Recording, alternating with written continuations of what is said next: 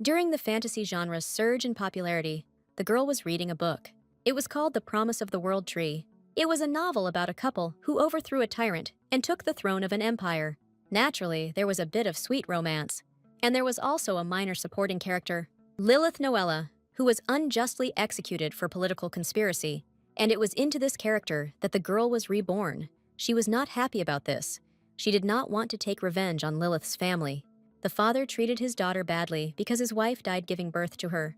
She also didn't want to have an affair with Lilith's fiancé, who couldn't save her from an unjust execution. The girl wanted to break off this marriage and live the way she wanted, without following the original story. As soon as Lilith grew up, she ran away from her father's house to gain freedom. She entered the academy, completed her master's program, and received a master's degree. Lilith thought she had finally found freedom after working herself to the point of exhaustion at the academy. But one day, they came to Lilith and asked her to help save the empire. The thing was that the leaves of the world tree turned yellow. People begged Lilith to save the tree, because if it died, they would die too. Lilith wanted to drop everything and get the hell out of there. But on the way, Lilith met some guy. He didn't understand where she was going without him. Lilith was perplexed. She didn't understand how she had ended up in such a life. Lilith worked for a long time to restore the tree's leaves. As a result, they began to restore their color. And people were convinced that the professionals were truly on a different level. People were wondering if Lilith had any secret methods. And there really was a secret method. The thing was that Lilith understood what the tree was telling her. The world tree wanted water. It commanded Lilith for days on end, like the last little brat. It asked for a lot of water. Lilith was shocked, because she had been bringing it water all night. But the tree said that this was very little, and that it was impossible to water even one leaf with such a quantity. It needed more water. Lilith was already ready to install a water supply to it, so that it could drink as much as it wanted. Lilith was confident that if she asked the imperial family about it, they would install a water supply system in the blink of an eye. But the tree didn't like this option. It believed that in this way, it would dry up like the small tree that it is, and then they will all leave this world together. People were in panic. The world tree was withering, and this was a bad sign.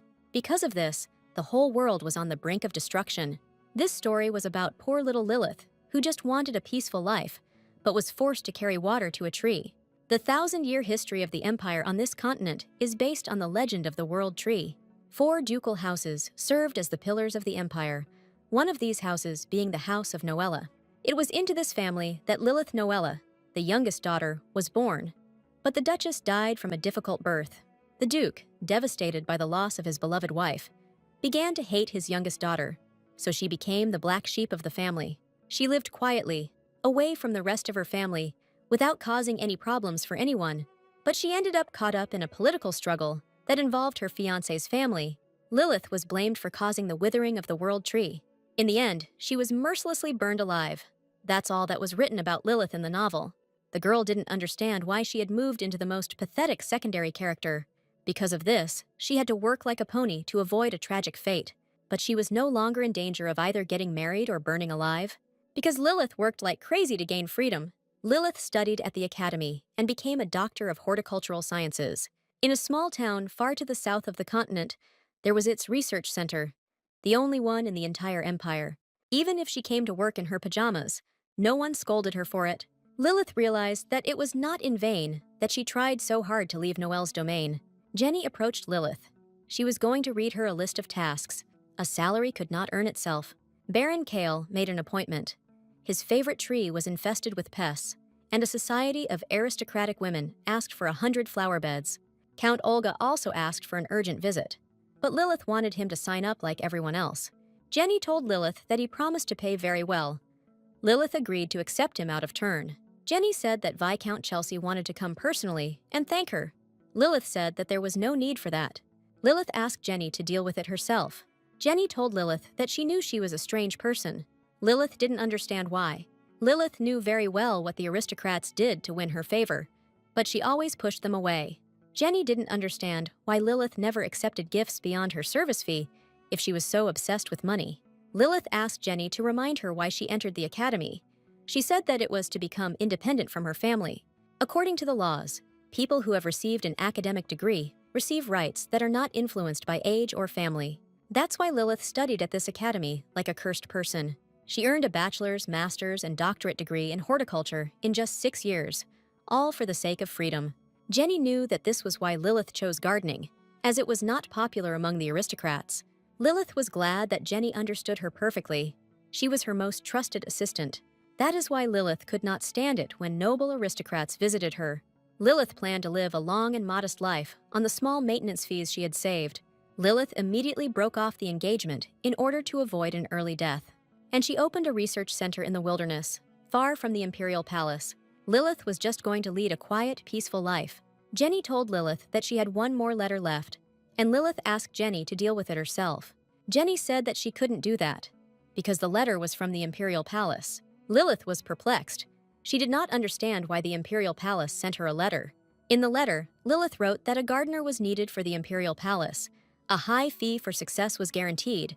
They were waiting for a response. The contents of the letter were strictly confidential. Disclosure of the information could result in immediate execution. Jenny immediately turned away from the letter and said that she had not seen a single letter. Lilith wanted to write a letter of refusal right then and there, but then decided to simply return the letter to the palace. Jenny said that the post office was already closed. Lilith was furious. She did not understand why. When she needed to go to the post office, it was closed. Lilith decided to ask for this letter to be sent by express delivery. She started to leave the house, asking Jenny to prepare the carriage. Opening the door, Lilith saw a young man in front of her. He was glad to see her. The guy told Lilith that he came to pick her up. He wanted to accompany Lilith, but she, without saying anything, ran back into the house, slamming the door. The main reason for her early death in the original story came to Lilith, the groom with whom she broke off her engagement for this very reason, Adrian Arkshad. Lilith was terrified. She didn't understand what to do and what would happen to her now. Lilith had no choice but to go out to him. Adrian greeted her. He was glad she came out, because he had already begun to think that she was avoiding him. Adrian was the head of House Arkshade, and also the commander of the Imperial Guard. He was also the Empress's only younger brother. Besides this, he was also Lilith's husband in the original story. In other words, he was a time bomb that could cause Lilith's death. Lilith wanted him to get away from her house right now, but she was forced to ask him what brought him to her. Adrian told Lilith that he had come to pick her up and ensure her safe passage to the palace. Lilith was horrified, because she had no intention of going to the palace. Lilith didn't understand why she needed to go there, since members of the academy weren't allowed to interfere in the palace's affairs. Adrian asked Lilith if she hadn't received the letter. Lilith said that she hadn't. Adrian told Lilith that she need not worry about her center. The palace's chief gardener was ready to replace Lilith for a while. Lilith asked Adrian why they needed her if there was a head gardener in the palace. Adrian realized that Lilith had actually read the letter sent to her. In the end, Lilith had no choice but to get into the carriage. Lilith dug her own grave. She had no choice but to refuse. Lilith felt like she had done everything she could to stay away from the palace. Lilith was glad that Jenny was going with her. She agreed to this after she was promised a double salary. Lilith decided that since it had come to this, she had to be careful. She needed to be on full alert. The Promise of the Peace Tree, the novel she moved into, is a rather dark story of palace intrigue. The emperor was a power-hungry and incompetent tyrant. He suffered from an inferiority complex towards the main character, a family member, and also the main character. Therefore, the emperor tried to kill them, accusing them of conspiracy. However, as in any other novel, the main characters survived.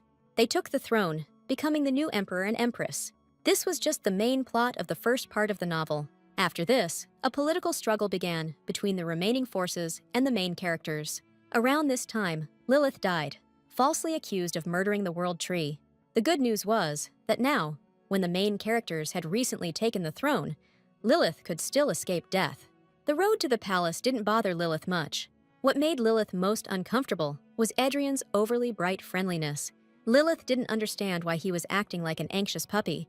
He kept asking how she was, and what he should do the whole way. Lilith felt that Adrian was much colder in the original novel. Lilith asked Adrian why the palace was looking for a gardener. Lilith understood that having received the letter, she would no longer be able to avoid the trip to the palace. But its content seemed suspicious to her, as if it had been hastily composed with a completely different purpose in mind.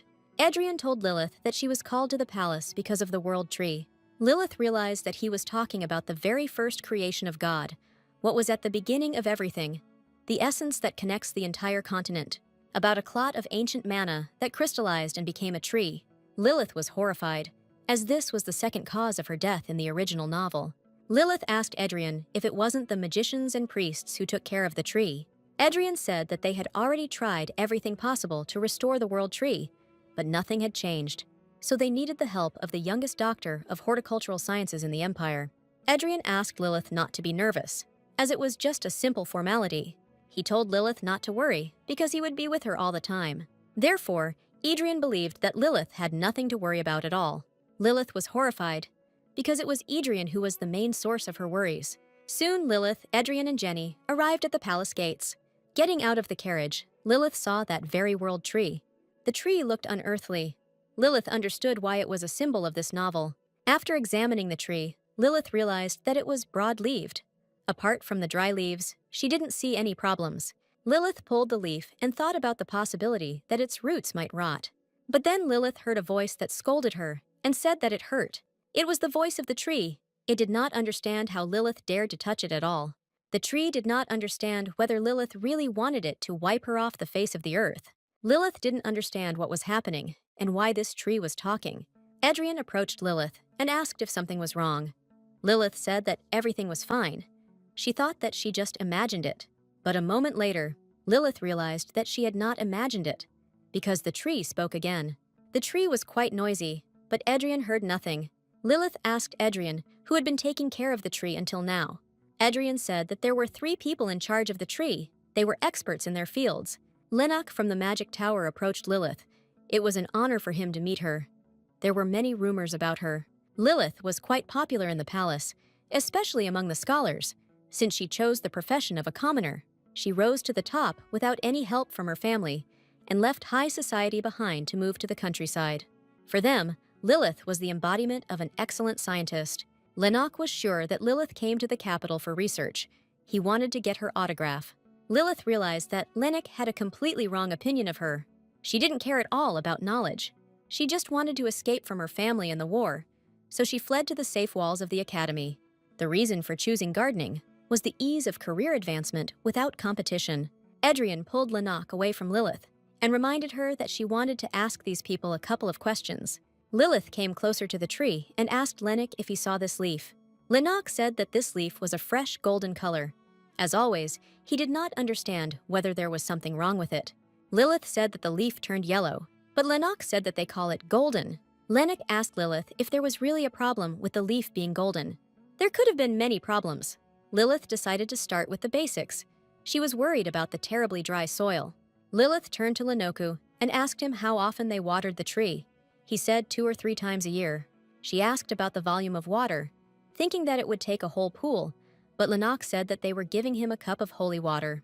Lilith said that this was the problem. She saw a lake nearby, so she asked that water be brought for the tree immediately.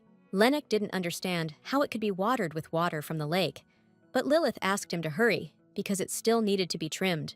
Then another person approached them. He did not understand whether Lilith was really going to cut the branches, arms, and legs of the world tree. They told Lilith that it was blasphemy. Lennox told Lilith that he would not allow it to happen. Lilith didn't understand whether they were really going to continue talking this nonsense when she said that she could save the tree. Lilith ordered them to bring water immediately, and the men immediately rushed to the lake. They agreed to bring water, but strictly forbade pruning the tree. Even during her dissertation defense, Lilith developed a disgusting habit of flaring up over every little thing, and there was nothing that could be done about it. The reason for her death was now standing before her, so Lilith could not remain calm. The tree tried to get Lilith to talk. It knew that she could hear it, but it didn't understand why she was ignoring it. To begin with, Lilith decided to save the world tree, which was already half dead. Lilith had no intention of dying prematurely because of some tree. She took out her scissors and got ready to get to work. Meanwhile, the men were collecting water. They thought it was too much and could no longer work with Lilith. They considered it unthinkable that Lilith would water the tree with dirty water, let alone prune it. While collecting water, the men noticed that there was a man at the top of the mine tree. When they approached the tree, they couldn't understand what Lilith was doing until they saw the scissors in her hands. Lilith began to cut the branches of the tree. The men were horrified by what was happening. Evening has come. The capital, the barracks of the Imperial Guard. Lilith ignored the peace tree's caretakers, who were on the verge of fainting, and finished her work. Considering what she had done, Lilith was sure that the palace would not allow her to stay here any longer, and she needed to prepare for her return. On the way to her room, Lilith met Adrian in the hallway. She thanked him for letting her stay in the barracks and for helping her with water for the tree. Lilith asked Adrian if he had been waiting for her in front of the room all this time. Adrian told Lilith that he moved from his room to the next one and came out when he heard her footsteps. Initially, he wanted to break down the wall and combine their rooms, but he realized that this was too much. He wished her good night and left. Lilith did not understand why this guy said such terrible things with a smile on his face. Lilith stopped Adrian to talk. She didn't understand why he was so nice to her, after all. They had broken off their engagement. Ariane and Lilith entered her room and sat down at the table to discuss everything. Adrian told Lilith that he had thought through every detail in this room, but he was ready to swap rooms with Lilith if she didn't like something. Lilith couldn't complain when he treated her so well. Adrian asked Lilith what exactly she wanted to talk to him about. Lilith asked Adrian why he was so kind to her. Lilith followed her family's wishes and still became engaged to Adrian, as it was in the original. But after realizing that she was in an affair, she immediately let the cold winter air into the room. She also took a long cold bath, all to make Lilith's weak body even weaker. The inability to produce an heir was a very serious problem. As a result, the engagement was broken off. Lilith was sure that after the engagement, she and Adrian would become strangers. But this did not happen. Adrian told Lilith that he did not understand why she was asking this, because he was still her fiancé. 6 years ago, he vowed to be Lilith's fiancé for the rest of his life, so he wanted her to stay with him and have the best. Lilith didn't understand what he was talking about, because they had broken off their engagement long ago. Adrian said it had been bothering him since their last meeting, but now he realized she really didn't know anything. Adrian told Lilith that he was unable to file a petition for annulment of the engagement. Lilith realized that Adrian actually knew about the broken engagement. Lilith couldn't understand whether their engagement annulment letter had gotten lost somewhere. Adrian said that this meant that their engagement was still valid. On the day their families agreed to break off the engagement, Adrian didn't understand what was happening. Having learned about this, he went to his father, where he learned that his father had already received Lilith's signature on the application. It was the first time he got angry in front of his father. As they say, parents always lost to their children. Then his father handed him a letter of annulment and asked him to think about what would be best for the family. Adrian regretted that day a little, for soon afterward, the war began under the rule of the tyrant Lazarus. Adrian had no idea that this was the last time he would see his father. Because of all this, Adrian was never able to file for divorce in court. Lilith was devastated. She thought she had escaped the war, but because of it, the engagement was not broken. Adrian was glad that he was able to meet and talk with Lilith again. There was a time when he could not approach Lilith because he was being watched by the tyrant's army. Adrian wanted to tell Lilith personally about his engagement decision, so he came to her at the academy. But Lilith didn't remember it. Adrian said that it was winter 4 years ago. That day he met Jenny. She slammed the door in his face, saying that Lilith was busy studying. It wasn't that Adrian couldn't see Lilith. He couldn't even get the letter to her. Lilith realized when it happened. Then he asked Jenny to deal with the visitor herself, and she simply sent him back. Lilith couldn't believe that she had left the man who had painted his life for her in the cold snow. Lilith told Adrian that she knew it was too late, but she still wanted to apologize. Adrian told Lilith that it was in the past and asked her not to worry. Adrian believed that their future was much more important than their past. Adrian told Lilith that it was time for him to go, because it was already late and it was time for her to sleep. He wanted to continue the conversation tomorrow, but Lilith stopped him, saying that she didn't want to sleep at all. The Imperial Palace guards complained about Lilith. They believed that she had committed blasphemy. They believed that the Empress should immediately send this sinner away. They believed that it was not enough to expel her from the capital. They wanted Lilith to leave the Empire. The Empress was angry. She was already busy, and these three continued to fill her head with this Lilith. She didn't understand why they couldn't just do something they didn't have to apologize for. Aitana Celeria, the Empress of the Empire. She raised her head and asked what exactly Lilith had done. Linux said that the problems with the World Tree arose because Lilith gave it dirty water and cut its branches. That's why Aitana didn't want to touch the guardians of the World Tree, but her younger brother didn't give her peace. Adrian insisted that he knew a man who was ideally suited to care for the World Tree. Adrian asked his sister to take the best doctor of horticultural sciences in the Empire, Lilith, to this position. He wouldn't leave her alone, so Aitana had to agree. The guardians brought Aitana to the tree, and it became even more holy, so much so that it began to shine in one day. Aitana couldn't believe her eyes, because the world tree was actually glowing.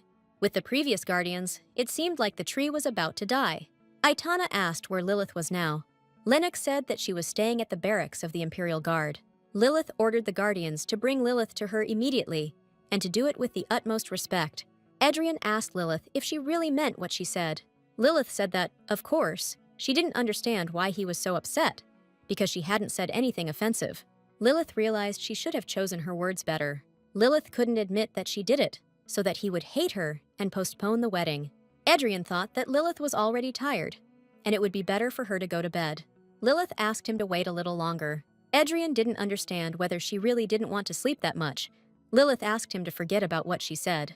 Lilith told Adrian that she actually had one request of him. Lilith asked Adrian not to reveal the fact that she was in the capital. Lilith asked him especially not to tell her family about this. Adrian said that he wouldn't tell anyone anything. Lilith didn't understand whether he didn't even want to know the reasons. Adrian said his sister always told him that girls were full of secrets. Adrian said he also found it strange to ask for anything in return for keeping her secret. Adrian walked up to Lilith and kissed her hand. Lilith froze. Adrian asked Lilith if she could do him a favor too. Lilith said that if it was something she could do, she would try. Adrian told Lilith that only she could really do it. Adrian said that the shadows have been gaining strength again lately. According to the original, 1,000 years ago, the shadows lost their homeland to the house of Arkshid. From then on, they considered this house their mortal enemy. They were the people with red eyes. There were many rumors that their current leader was very cruel and prone to violence, so House Arkshid increased its patrols. Adrian asked Lilith that if a suspicious person approached her, she should not talk to that person and find him immediately. Lilith realized that nothing good would come from a relationship with Adrian, even if on paper she was the bride of Duke Arkshid. Lilith promised Adrian that she would do as he asked and closed the door. Then Adrian heard someone walking down the corridor.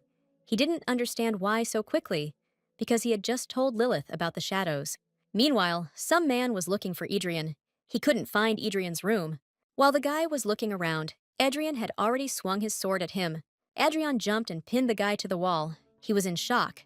This young man turned out to be Jeffrey, Adrian's assistant. Adrian didn't understand what Jeffrey was doing outside Lilith's room at such a late hour. Jeffrey explained that the Empress wanted to meet Lilith in person. Adrian tensed up. He didn't understand if something had happened to Lilith. And yet, Adrian didn't understand how Jeffrey had come up with the idea of going to Lilith's room. He had made him run 100 laps around the field. The next day came. The Empress searched for Lilith at night, but Adrian flatly refused to disturb her. The Empress said that the servants told her what happened. Lilith tried to calm down, because she knew this would happen. Lilith didn't know if she could stay alive after this conversation. Aitana told Lilith that her actions yesterday had caused a lot of noise. Aitana Bala has an unrivaled beauty that can turn the head of anyone who passes by her. Perfectly suited to the title of the main character, Aitana asked Lilith to explain her actions, as she had committed an act of blasphemy. Aitala had a fiery and stern character, which even the Emperor could not subdue. What interested Lilith most was the lump of leaves that had been following her since the morning. Lilith told Aitana that she understood that her actions yesterday were blasphemy, but Lilith said she didn't regret it one bit. Aitana didn't understand whether Lilith didn't regret what she had done. Lilith said that no, because she had been appointed to the position of caretaker. And as a gardener, Lilith could not ignore the dying tree. Her honor and pride would not allow her to do so. Aitana asked Lilith if that was why she had committed blasphemy. Lilith said that as an expert, she felt it was right to use all the knowledge she had. Aitana reminded that even so there is a line that cannot be crossed. Lilith said that she will accept any punishment. Normally, Lilith would have been banished from the palace for such an act, but her words prompted Aitana to give her a chance to atone for her guilt. Aitana handed Lilith an envelope and asked her to read and sign the document. Lilith didn't understand how she could be given a chance to atone for her guilt. Aitana said that formally it wasn't a punishment, but nevertheless, Lilith had to answer for this according to the law. Lilith opened the envelope and began to read the document. Lilith knew that she had no right to refuse, but this seemed too much to her. She had a contract in her hands. For over 1,000 years, since the first emperor proclaimed the creation of Celeria, the world tree has never blossomed. The imperial palace asked Lilith to help the world tree bloom again. The contract stated that Lilith could commit any blasphemies if it would help the world tree blossom. However, if she refused, failed to comply with the request, or disclosed the contents of the contract, she and her entire family faced death. It took a lot of effort for Aitana to persuade the tree's guardians, which might have seemed like a reprieve that would delay Lilith's execution. However, Aitana believed that there was no reason to worry. She was confident that Lilith would be able to make the world tree bloom. Lilith was horrified. She didn't understand if Aitana was really saying this seriously. In the end, Lilith signed this contract. She had no other choice. Then someone approached Aitana and asked if something funny had happened. It was Lilith's husband, the Emperor of the Empire, Kairos Celeria. Aitana told her husband that they had found a talent that would definitely interest him. The lump of leaves that Lilith had kept squeaking, it was driving Lilith crazy. The only explanation for this was that very world tree. Lilith did not understand whether it was really her own fault, and whether it came for her because she mercilessly cut off its branches. Lilith didn't understand why everything in her life was going wrong. She was already tired of it. As soon as Lilith approached the tree, it again began to ask Lilith to bring it water. Lilith splashed a bucket of water on the tree. At first it felt cold, but then it even liked it. Lilith was very angry with this tree. She believed that it was all his fault. A few minutes later, Lilith fell down exhausted. She did not understand whether she would have to do this until the tree blossomed. Lilith didn't even know whether she should be grateful that she wasn't executed on the spot. Lilith spoke to the tree, but it fell silent. Lilith became angry and did not understand why it fell silent as soon as she spoke to it. The tree asked Lilith if she had decided to acknowledge his existence. Lilith asked why it couldn't talk to other people. It said that if it had enough mana, it could do anything. Lilith didn't understand why she was watering the tree if it needed mana. Lilith asked the tree if it could blossom if it had enough mana. The tree didn't understand why Lilith needed to know about this. It said that perhaps it could. Having watered the tree with mana, Lilith realized that he would not be able to, and the tree again began to ask her to bring water. Imperial Palace. Adrian didn't understand how the soldiers had managed to miss the shadows again. The soldiers asked Adrian for forgiveness and said that they were very sorry. Lilith was now in the capital. She was the only person who didn't care about his title and appearance, a man who saw him for who he really was and acknowledged his hard work. Then Lilith saved him with her kind words. Now Adrian wanted to protect her. He wanted to do everything to make Lilith feel safe next to him. But now he couldn't catch even a couple of rebel squads. Then someone knocked on Adrian's door. It was Lilith. She asked Adrian if he had some free time. Adrian didn't understand what had happened to her. She looked a little battered. She was also soaking wet. Adrian didn't understand what had happened to her. All this time, Lilith carried water to the tree, but it could not get enough to drink and asked for more water. Lilith was perplexed because she had been bringing him water all this time, and the tree said that it was very little. The tree screamed that it was drying up. Lilith asked it to calm down and said that she would bring more. Lilith was genuinely curious as to why the tree was so obsessed with water. Lilith didn't understand whether the tree didn't have enough mana, since it was a world tree, an extraterrestrial creature. The tree asked Lilith if she was an idiot. Lilith shouted that she was a doctor of horticultural sciences. The world tree is the power of a god that has taken the form of a tree, despite what his soul is made of. His body is still normally a tree. The tree hoped that Lilith understood him and asked him to bring more water. But Lilith understood that the tree was simply embellishing the story with its elaborate effects of spatial magic. The tree revealed that before Lilith came, it was on the verge of death, its branches continuing to grow uncontrollably. People always praised him as a sacred being, but in the end he was just a damn tree. They watered it only twice a year, so it sank into a deep sleep, waiting for death. But suddenly, Lilith came. She awakened him, so the tree believed that now, Lilith was simply obliged to take care of him as her own child. Lilith could not even imagine that the legendary world tree was on the verge of death. Lilith believed that she would rather die of exhaustion than feed this weed. Lilith told Adrian that she was collecting water for the world tree and tripped, which is why she got wet. Adrian asked Lilith if it was just hard for her to carry the buckets herself. Adrian offered Lilith to carry the buckets instead of her. She said that she was just about to ask Sir Geoffrey for help with this. Adrian wasn't thrilled that Lilith was going to ask his assistant for help. Adrian sat Lilith down on the sofa and brought her some tea so she could warm up. Lilith thought that Adrian looked depressed for no reason, and it made her nervous. Lilith thought that she had disturbed his training. She said that she could come later if he was busy. Adrian told Lilith that he was just a little surprised. That's all? Adrian said he was confused by the fact that she turned to Jeffrey for help. Adrian told Lilith that he didn't know she had become so close to his assistant. Lilith said that she met Sir Geoffrey on the first day she arrived in the capital. He then introduced himself to her and told her that she could turn to him for help. Lilith told Adrian that it just so happened that she needed just the right person for this. Adrian told Lilith that he was stronger than Geoffrey. Lilith said that she was happy for him. Lilith hoped Adrian didn't expect a more compelling reason from her. Lilith explained to Adrian that she needed someone to collect rainwater. This picky little piece of wood told Lilith that she wanted to drink only rainwater. Lilith said that rainwater is good for plants because it contains a lot of nitrogen, oxygen, minerals, and much more. It also had the right pH level and ion concentration, making it ideal for feeding the world tree. Lilith told Adrian that she simply didn't want to bother him with such an unimportant task. It dawned on Adrian that he had simply misunderstood. Adrian asked Lilith to ask him for help next time, not Geoffrey. After all, everything that concerned Lilith was important to him too. This, of course, was nothing new, but Lilith was once again convinced that Adrian was damn hot. Lilith realized that the author had not called Adrian an idol of high society in vain. Lilith tried to pull herself together and stop drooling, because Adrian was the embodiment of her death. Several soldiers stood in front of Adrian's office. They saw their commander's smile for the first time. Some guy asked Geoffrey if the commander never smiled. Geoffrey pulled the newcomer towards him and asked if he knew what the commander's nickname was.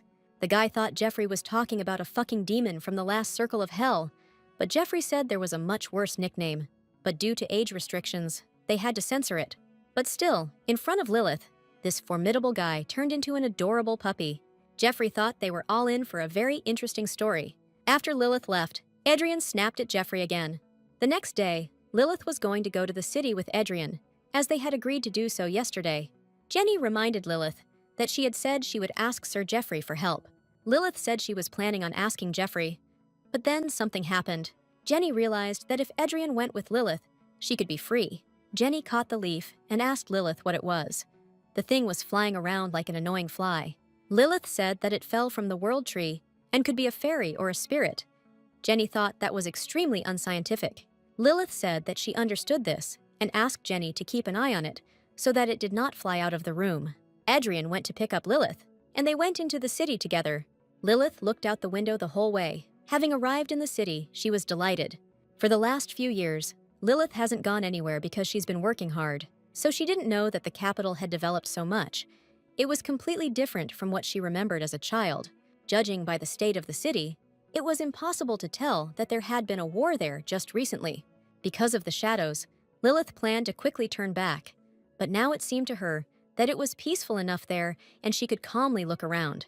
Adrian suggested that Lilith come here once a week if she liked the city so much. Adrian told Lilith that he was ready to accompany her, but Lilith refused, saying she would be too busy taking care of the world tree. Lilith didn't care about this peaceful city at all. She had only one task. Lilith didn't want to fall into a deadly trap. Lilith told Adrian that, in addition, she needed to return to the capital immediately after finishing her business. Lilith went into a local shop. The seller was shocked that an aristocrat decided to visit his store in person. Lilith gave him a list. The seller did not understand whether she had decided to take up gardening. The seller told Lilith that the items on the list would not be enough for her. At this time of year, she also needed fertilizer. The man told Lilith that he would make her another list to help her with her flower chores. Lilith told the man that she was not going to grow flowers and asked him to just give her the things on the list.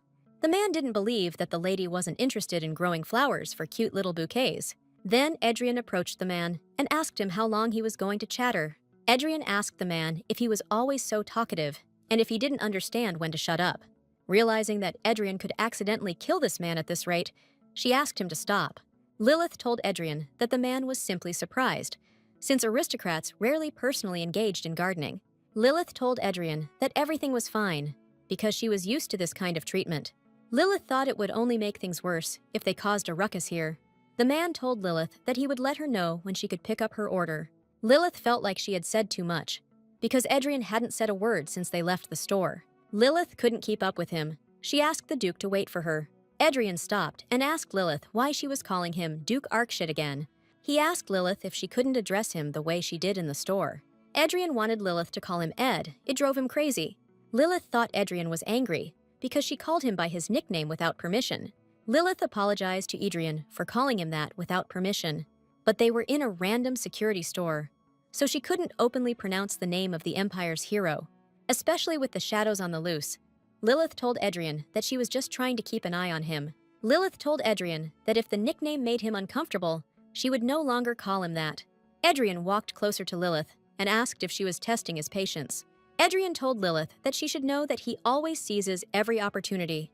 Adrian wanted to tell Lilith that he loved her, but then a bear appeared in front of them. There was some guy sitting on the bear. He asked Adrian and Lilith what they were doing there. This guy was Lilith's older brother, Bear Noella, and the bear was his pet. Lilith could never have imagined that she would meet her brother in this place. Bear Noella, he was Lilith's only sibling. Bear ordered all the food from this cafe. Lilith was perplexed. Bear said he had been training with Jason for a few days now, so he hadn't really eaten. Bear stood up and greeted the Duke. Adrian asked him to address him informally as before, but Bear could not. Bear told Lilith that they hadn't seen each other for a long time. Lilith asked her brother how he was doing. Then, Lilith heard some noise coming from the street.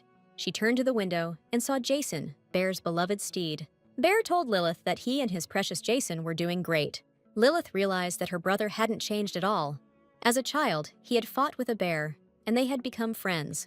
Bear told his sister that she had changed and looked better than she had a few years ago. This was their first meeting since Lilith left for school. Lilith lost contact with her bear brother after she left home at the age of 12. As a child, Lilith's birthday was never celebrated, as it coincided with the anniversary of her owner's death. Lilith told her brother that she had been doing well lately. Bear told his sister that he was happy for her, but he didn't know that she had returned to the capital. Bear didn't understand why she didn't tell him anything, because he would have met her. Lilith said that she had only just arrived here recently. Bear asked Lilith how long she would be in the capital and where she was staying. Lilith said that she was living in the barracks of Duke Arkshad. Adrian coughed. Lilith didn't understand if she had said something wrong again. Lilith said she was staying in the barracks with Duke Arkshad. Adrian pinched Lilith. He wanted her to call him Ed. Lilith didn't understand what was going on. Was he really warning her to be careful with her title on the street? Lilith told her brother that she lived in the palace with Ed. Bear said that this reassured him, but he was curious about something else. He didn't understand how they could live together if they had broken off their engagement long ago. Lilith said it turned out that the termination did not take effect due to problems with the documents. Bear was surprised, because his father hadn't told him anything about this. At this point, Jason started to get nervous, and people on the street started to panic. Bear got up from the table and, running away, apologized and said that he would ask his father about it. Lilith apologized to Adrian for her peculiar brother and asked Adrian if it was time for them to return. Adrian turned to Lilith and asked her if she really hadn't heard anything. Adrian told Lilith that her father actually knew everything. He knew that the engagement had been annulled. Adrian said that Duke Noella knew about this from the very beginning. There was nothing strange about it, actually. Lilith's biological father, Vincent Noella, was the Minister of Justice of the Solaria Empire. He was also the head of the Emperor's Ear organization. Even in the original story, Vincent used his position skillfully, blinding the tyrant laser and extending a helping hand to Adrian, who was considered a traitor, because Vincent realized that one day, Adrian would gain enormous power and influence. Therefore, there is no way that Duke Noella was unaware of every document filed in court. Lilith was sure that this time her father would certainly make the most beneficial choice for the family. Lilith was sure that her father, for his own benefit, could sell her to the House of Arkshad. Then she will definitely not be able to avoid the terrible fate of the original Lilith. Lilith was not ready to let her father's plan come to fruition. She wanted to break off her engagement to Adrian again. If the tree blossomed, Aitana promised Lilith to fulfill one of her wishes. But Lilith didn't understand how she could make the tree bloom if even mana had no effect on it. Lilith decided to take a rest. She needed to wait for the tools to be delivered and then begin to act. Then, someone knocked on Lilith's room door. She didn't understand whether the tools had already been delivered. Opening the doors, Lilith saw Adrian in front of her, with a bouquet of flowers. Lilith was surprised and asked Ed what brought him to her at such a time. Lilith asked Adrian if he was following her. Adrian said no. Lilith didn't understand why everyone was happy to run into him then. Adrian apologized for giving Lilith that impression and handed her a bouquet of flowers. Lilith looked a little depressed at the cafe, so Ed was worried. It seemed to him that she was terribly disappointed in something. Ed told Lilith they were just flowers, but he hoped they would cheer her up. Lilith thought she had hidden it well. She didn't think Adrian would notice. Adrian told Lilith that in addition to flowers, he brought her a letter. Aitana sent Lilith an invitation to this year's Furion. Furion, this is the first event that happened in the second part of the novel. This was an important spring reception held by Empress Celeria, second in scale only to the Autumn Harvest Festival. This year the reception was hosted by Aitana, the main character of the novel. Aitana was an excellent empress, whose authority no one could shake. However, at the first Fioriana she hosted, something happened that ruined her reputation. Ed told Lilith that she didn't have to come. He heard that she didn't like being in crowded places. Lilith said that she would definitely come, because the Empress herself invited her. Since Lilith had left the capital long ago, she was not acquainted with many gentlemen. Lilith asked Ed if he could accompany her that day. Ed told Lilith that of course he could, because he himself wanted to ask her about it. Adrian told Lilith that she could now rest and went to his room. Adrian could act on his own initiative without seeking prior approval from his superiors. Lilith believed that, if they were together, it would be easier for them to cope with that situation. At night, some man was watching the capital. This man was a shadow, a young tall guy with red eyes. It was the captain, and a moment later, his subordinate approached him. The captain asked him how their plan was going, and he replied that everything was going smoothly. 1,000 years ago, Conrad called them the Raitans, shadows, and forced them to live in exile. And the Arkshid family betrayed their sacred union. The captain was glad that everything was going according to plan. He believed that the time had come to make their move. The day before the reception, a week had passed since Lilith's appointment as the keeper of the world tree. There was no end in sight. Lilith also continued to carry water to the tree. Lilith felt that she needed to hurry up and break off the engagement so that she could return to the south. The tree didn't understand why Lilith relaxed. Lilith said that she would finish early today. The tree didn't like that. Lilith said that the Empress asked her to look at the flowers that would be used to decorate the ballroom. The tree was surprised, because Lilith was a gardener, and she was asked to take on the work of a florist. Lilith believed that fulfilling the Empress's request was the highest honor for any professional. Although Lilith was sure that the Empress was simply trying to take care of her reputation, the tree asked Lilith for how long she was leaving him again. Lilith said that she would return tomorrow, because she still had a lot of work to do. But the tree did not believe her and called her a liar. Lilith didn't understand where he got this from and whether he had really been lied to all his life. Then that strange lump of leaves flew up to Lilith again. Lilith asked the tree why he didn't look after this baby if he had time to blame her. Lilith asked the tree if it was normal that all the care for the child fell on her, because the child wanted to go to his parent. The tree did not understand why Lilith decided that it was the parent of this baby. It had never had such a child. Lilith told the tree that the baby had the same leaves as him, but the tree said that he was not an ordinary tree and could not reproduce. Even if you plant its seed, it will not grow. The tree was one of a kind. Then Lilith realized that this tree was also barren. Lilith did not understand whether she was really the mother of this little bundle. Lilith didn't understand what to do, because Jenny wasn't around, and no one could look after this baby. The tree asked Lilith to wait. Lilith thought that the tree would keep this lump for itself. But the tree asked Lilith if she really wanted to make a nanny out of him. Aitana was busy preparing for the ball. She didn't understand what was going on, because she asked for a wide path to be made. Today, Aitala was even more merciless than usual. Jeffrey hoped that Lilith would not fall under her hot hand. Lilith ran to the Empress with all her might as she was late. Lilith couldn't believe that the tree was forcing her to work until she left, in exchange for sitting with the lump. Lilith ran up to the Empress and greeted her. Jeffrey tensed up. He thought that the Empress would not like Lilith's appearance. Aitana smiled, greeted Lilith, and asked if she had found her way to her without any problems. Lilith began to look at the flowers. She was delighted, because such flowers were rare. Aitana said she wanted to create an exotic atmosphere, so she ordered these flowers from the southern continent. In addition, Aitana made great efforts to strengthen the main hall. Lilith looked to the side and asked Aitana what kind of flowers these were. Aitana said that these were freminas. They were supposed to be the main decoration of this reception. Lilith stood and silently looked at these bright yellow flowers. Aitana noticed this and asked Lilith if there was some problem with these flowers. Lilith told the Empress that she had better get rid of all the freminas right now. It was the first spring after Aitana became Empress, and she did everything possible to prepare for the reception.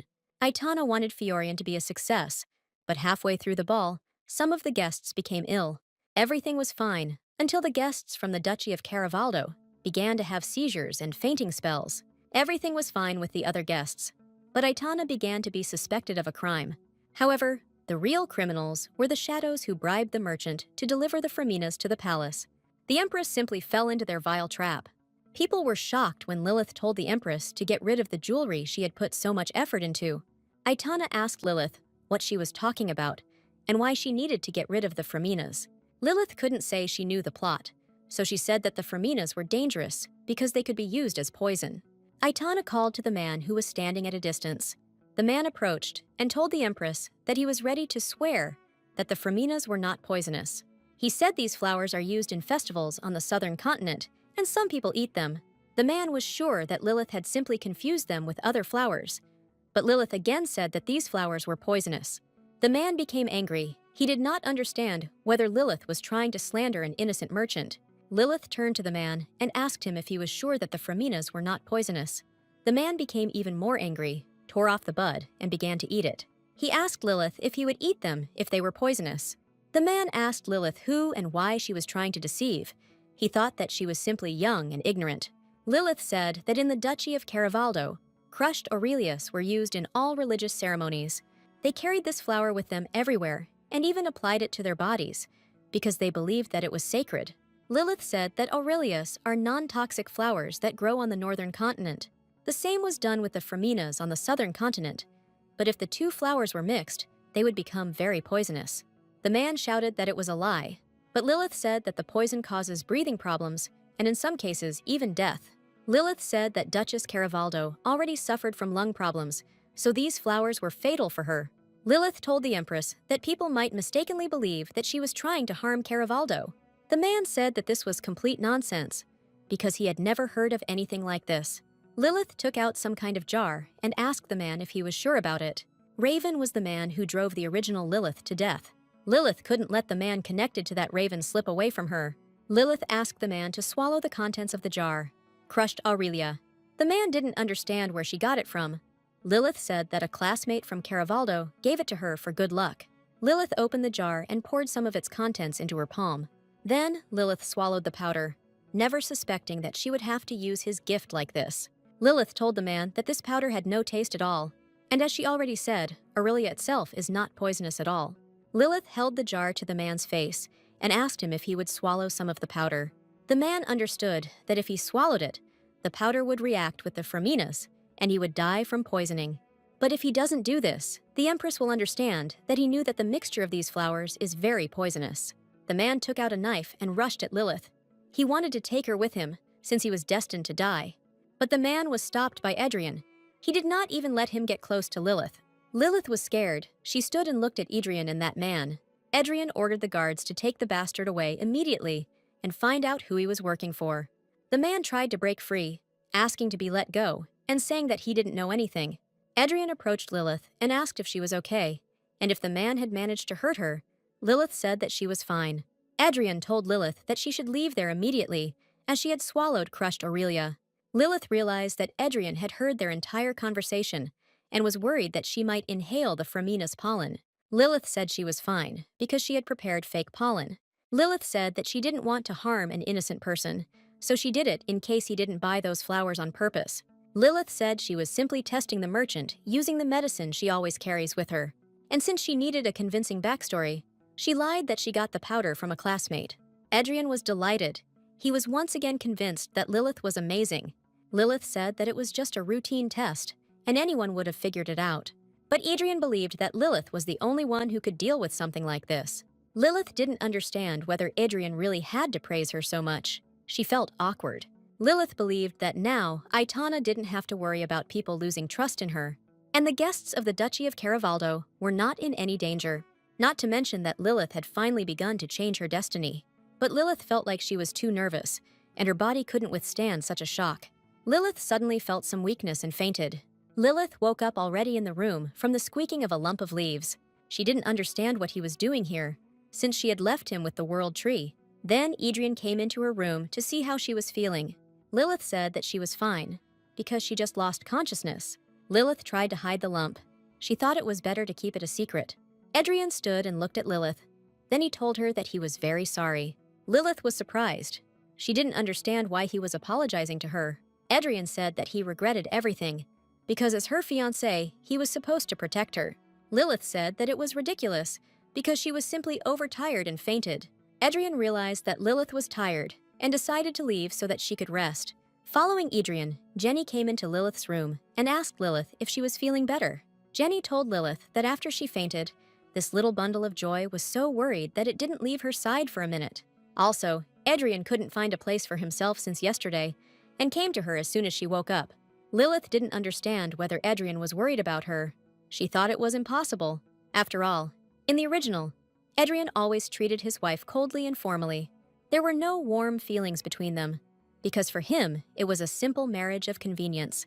Lilith believed that such a man could not worry about her. Jenny told Lilith that the Empress even sent a court physician to her. Lilith didn't believe that the Empress could send her personal physician simply out of concern. Lilith thought that the Empress wanted to check whether she was really ill. Lilith believed that this was entirely possible, since Aitana valued the Arkshid family above all else.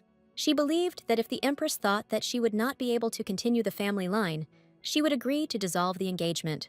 The physician told Adrian that, other than extreme shock, the lady was fine. But he advised Lilith to rest longer and said that he would prescribe a medicine that would calm the nerves. Adrian brought Lilith to the palace because he was sure that she would be safe with him. Adrian felt that not only had he failed to protect her, but she had almost died next to him. Adrian was confused. He didn't understand what he was doing at all. One of his men approached Adrian. Adrian asked him if that bastard had really spoken. The man said no, but they were sure that shadows were involved. Adrian said they just needed to loosen his tongue and decided to take care of him himself. Adrian decided that he simply needed to get rid of anyone who posed a threat to Lilith. Lilith was in a good mood, because from today, she was on vacation. Lilith was glad that she didn't have to attend a reception where there were a lot of people. Jenny reported to Lilith that Duchess Caravaldo was not harmed because the Empress ordered all the Freminas to be removed. Jenny told Lilith that the little ball of leaves seemed to really like her. Lilith still didn't understand how he managed to fly to her, because she left him with the world tree. Lilith couldn't understand whether the little lump had really come all this way just to see her. Jenny said that calling him a lump was a bit strange and suggested that they choose a name for him. Lily asked Jenny if she had any ideas, and the girl thought about it. Then she asked Lilith, why not call him Leaf, and his last name would be Lump. Lilith didn't like this and kicked Jenny out of the room. Lilith asked the little lump why he liked her so much. She didn't understand whether he really wanted her to do something for him. Lilith told the little bundle that she couldn't reciprocate his feelings because she didn't even know how to love someone. Lilith didn't understand what she was even talking about with this baby. She decided to return to choosing a name. Then the little lump began to squeak again, and Lilith thought about naming it Pee-Pee. Since he always said Pee-Pee, Lilith thought the name would suit him perfectly. But the little lump pretended as if he didn't like this name at all. Lilith asked him if he preferred the name Mr. Lump. He reacted to this even worse.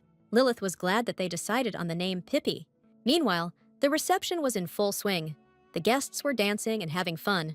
The Emperor told Aitana that Fiorian was incredibly refined this year. He praised Aitana for her work. He thought that she had to work hard, since it was her first time hosting a reception.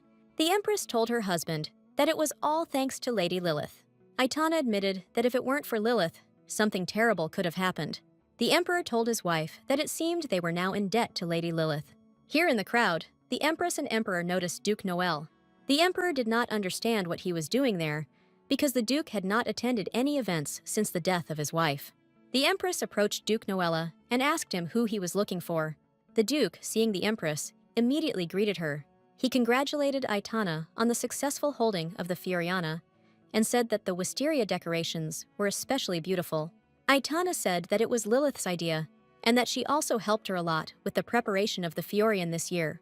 The Duke said that since Lilith is a member of the Noella house, it is natural for her to help the imperial family. Everyone knew that Duke Noella was cold towards his daughter. However, until now, no one knew exactly what happened between them. Aitana said that when she first brought Lilith to the palace for the World Tree, she didn't have much expectation. Aitana said that while defending the tree, Lilith even faced accusations of blasphemy. Now she watched him day and night. And when Aitana asked her to check the flowers, Lilith once again proved her devotion. Aitana thought that for such a young lady, Lilith acted incredibly fiercely and assertively, standing her ground. Aitana told Duke Noella that Lilith is a self-respecting girl. Her self-esteem was born from the deep knowledge and skills she possessed in her field. Aitana said the most important thing is that Lilith is gifted with an unshakable sense of pride, which allowed her to maintain the responsibility and dignity befitting an aristocrat. Normally, Aitana wouldn't talk so much about someone, but this time was an exception, since they would soon be related. Aitana said that it even got to the point where Lilith sacrificed her health. Aitana said that she eventually started having breathing problems, but now she was fine because the doctor took care of her. Aitana asked the Duke if he was worried about his daughter. He said no. Night fell. Lilith slept all day, so now she could not fall asleep. Lilith decided to go out onto the balcony and breathe some fresh air. Her balcony offered a direct view of the imperial palace. Lilith was delighted. She found it all very beautiful and exciting. She saw the glittering lights of the reception and heard the faint sounds of music carried on the wind. Lilith felt sorry that she was watching this beautiful scene alone. She remembered the tree. After a couple of seconds, Lilith couldn't understand why she remembered this picky tree. She was sure that everything was fine with him. But still, she couldn't help but think that he had sounded a little disappointed the day she had said she would leave early. Lilith believed that she was not at all worried that the world tree would feel lonely. Tree also watched the reception. It seemed to him that everyone was having fun. Long ago, the tree could also have fun. Children came to it and played with it. But one day, everything changed, and since then, the tree lived alone. The tree asked the man why he made it so that no one could come to him. He was very bored. The man said that it was all for him. The man said that he had to protect him from all possible threats in the world. The tree asked the man if this was all because it was special. The man said that it was indeed so, and that it was indeed very special. From that moment on, the tree began to convince itself that it was the greatest creation in this world, and that it was not at all lonely. Although the tree was still interested in what happened to Lilith, since she didn't come to him then, Jeffrey spent the whole day at the tree, asking for Lilith to be healed. He asked her to wake up again in good health. He was afraid of the commander. During these days, especially many people came to the tree to make a wish. The tree remembered that Lilith said she would return tomorrow, and realized that people cannot be trusted. The tree did not understand whether Lilith had fallen ill. He was wondering why she had lost consciousness. Tree felt sorry that he couldn't go and check on Lilith himself. Here, the tree again began to convince itself that it didn't care at all about this girl. While the tree was busy with self-hypnosis, someone approached it. It was Lilith. She asked the tree why it was not sleeping. The tree began to shout at Lilith that it was none of her business. It hoped that she did not hear its words. Lilith was sorry that the tree was not happy with her arrival, because she had traveled a long way to get to it out of worry. Lilith turned around and decided to go back, but the tree stopped her. The tree said that it did not want to be alone and asked Lilith what had happened to her. The tree said that it had heard that she was ill. Lilith did not understand where it could have heard about this. The tree understood that if everyone found out that knights sometimes sneaked up on him, they would stop visiting him. The tree told Lilith that it was the greatest world tree and knew everything in the world. Lilith was sure that he was hiding something. She told the tree that it did not have to answer if it did not want to. After all, everyone has secrets that they don't want to share. And Lilith was sure that this also applies to trees. Lilith didn't know what the tree had been through, but she was sure that it had reasons to be wary of people. The tree did not understand what a simple man could know at all. Lilith told the tree that this was indeed the case, and that she was taking her words back because she had jumped to conclusions. Lilith was lying under a tree and admiring the beautiful view. The tree asked Lilith why she did not go to the reception. Lilith said that she hated being in a crowd, and she liked it much better around him. The tree asked why she didn't like being around people. Lilith said that she didn't know. Lilith said that perhaps it was because no one had ever been around her. Even her own father didn't love her, because she killed her mother during childbirth. No servant showed respect to a child rejected by the head of the house. Then, Lilith was sold into a loveless marriage, accused of a crime she did not commit, and killed. Even though she broke off her engagement and entered the academy to change her fate, little changed. Lilith believed that Edrian and Aitana only sought her out when they needed her knowledge. Lilith admitted to the tree that during this time she had become accustomed to being on her own, but sometimes she thought it would be nice to share this beautiful view with someone else. Lilith told the tree that this was why she had come to him today. The tree extended a branch to Lilith and said, "Yig." Lilith did not understand whether it was trying to cheer her up. The tree said his name was Yggdrasil, but Lilith could just call him Ig. Lilith asked Ig if this meant that they were now friends. Ig remained silent. Lilith asked Ig if he could bloom a couple of flowers as a sign of their friendship. He said no. Time passed.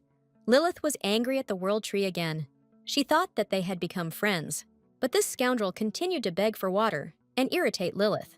Lilith understood perfectly well that everyone was busy right now because of Fiorian, but she wanted them to hurry up and make a storage for rainwater. She thought it would rain soon. Lilith decided that she should talk to Jeffrey about this and ask him to hurry up the workers.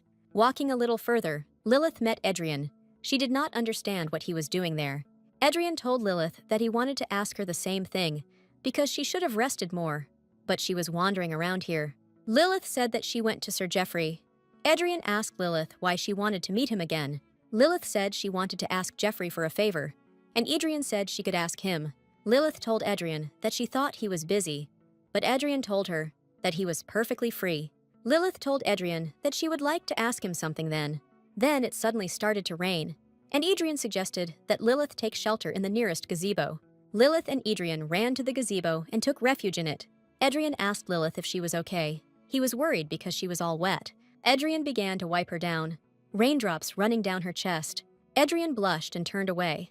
Lilith did not understand what was going on. Lilith asked Adrian what was wrong. He said that everything was fine, but Lilith wasn't sure about that, because Adrian turned completely red. Lilith asked Adrian if it was because he got caught in the rain. Adrian said no.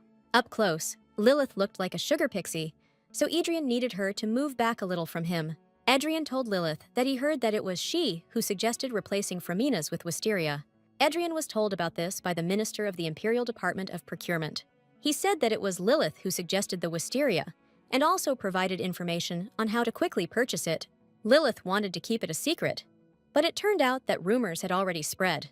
Adrian didn't understand why Lilith didn't want this to be known, since she should be thanked for the successful discovery of Fiorian. Lilith said she thought that if those responsible for the Freminas incident wanted to, they would have to take care of at least that. Adrian realized that Lilith wanted to give the officials a chance so that all the laurels would go to them and they would not be thrown out of the palace.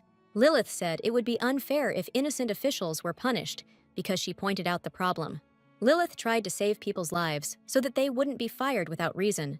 They could have been drawn into a war with the Duchy of Caravaldo, but Lilith, who had prevented it, felt guilty. She even went so far as to pass on her credit to others, so that innocent people would not lose their jobs. Adrian didn't understand why Lilith hadn't changed at all, and how she managed to be so kind and compassionate. Adrian told Lilith that she was truly amazing, and he fell in love with her all over again. Lilith didn't expect Adrian to say that. She hoped he was joking. The next day, Lilith went and watered the tree with rainwater. Aig was more than pleased. He told Lilith that she just needed to put pressure on them. Lilith coughed and told Ig that it was the rain that had made it happen, not the pressure she had put on them. Ig asked Lilith why she was coughing and whether she was sick. Lilith said she just had a slight cough because she was caught in the rain. She didn't have a fever, so she wasn't sick. Lilith took the buckets and was about to continue working, but Ig stopped her. He immediately warned Lilith that he was not worried about her at all. He just wanted her to get better and not infect him with her cold. Lilith was confused and asked Ig to stop. When Lilith woke up, she found herself on some street, among houses. Lilith was furious. She wanted to chop Iga into firewood. She didn't understand why the hell he threw her out in the middle of the capital when he could have simply sent her to the palace. Lilith didn't understand what kind of portal it was, and whether Ig had really used some kind of high-level magic on her. Lilith walked down the street, not understanding how she would now return to the palace.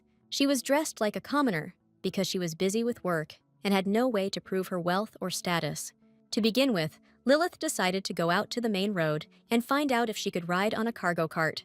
Lilith was sure that if she could get to the capital's house of Arkshade, then someone would definitely recognize her and take her to the palace. After walking a couple of streets, Lilith realized that this wasn't the best plan. She completely forgot that in the spring everyone celebrates Fiorian. She had to forget about the cart. She couldn't even walk. Lilith decided that this wouldn't do and went to look for a place away from the crowd.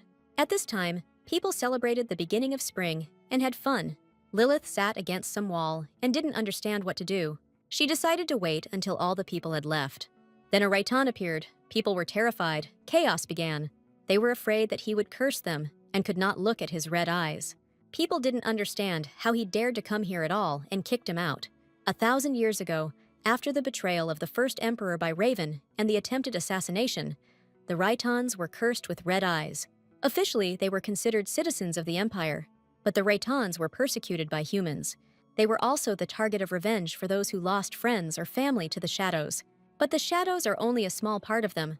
The majority of the Raitons are innocent citizens. People chased this man away. They thought that he was ruining the whole festival for them. Lilith saw that this guy heard all the insults, but said nothing. Lilith thought that he simply couldn't say anything. It seemed to her that this guy was sick. Lilith didn't want to get involved, but she would feel bad if she ignored a sick person. Lilith took a mug of water and ran after that guy. The guy meanwhile stopped in some alley and started coughing. His body was very weak. Lilith approached the guy. He got scared and put a knife to Lilith's throat. Lilith screamed, asking the guy to calm down and saying that she was not going to harm him.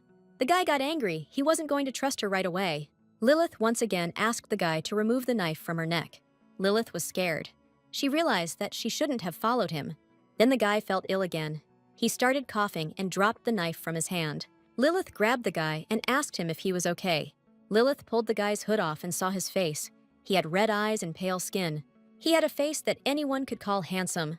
Lilith realized that this was exactly how Raven was described in the novel, but she decided not to worry. After all, the head of the shadows and the most wanted criminal in the Empire won't be walking around in the center of the capital in broad daylight. Besides, all Raitons had pale skin and red eyes. Lilith believed that she should not be prejudiced. Lilith looked at the guy and told him that he looked sick. The guy grabbed Lilith by the hand and asked her if she knew how to use mana. Lilith was confused. The guy seemed scary to her. She thought that something was clearly wrong with him. A couple of seconds ago, the guy seemed sick to Lilith. But now Lilith thought he was completely healthy. Lilith didn't understand whether he had deceived her or why he suddenly started talking about mana. Lilith thought that this guy was a pervert. Looking around, she saw a shovel to the side. The guy asked Lilith again if she knew how to use mana. Lilith pushed the guy away from her, grabbed a shovel and hit him. Lilith believed that now she had a chance to escape. Lilith looked at the guy. She didn't understand why there wasn't a scratch left on him. The guy changed in front of Lilith and said that he didn't want to scare her. Lilith couldn't understand if this guy was really not a scumbag. Lilith apologized to the guy for hitting him when he was already sick.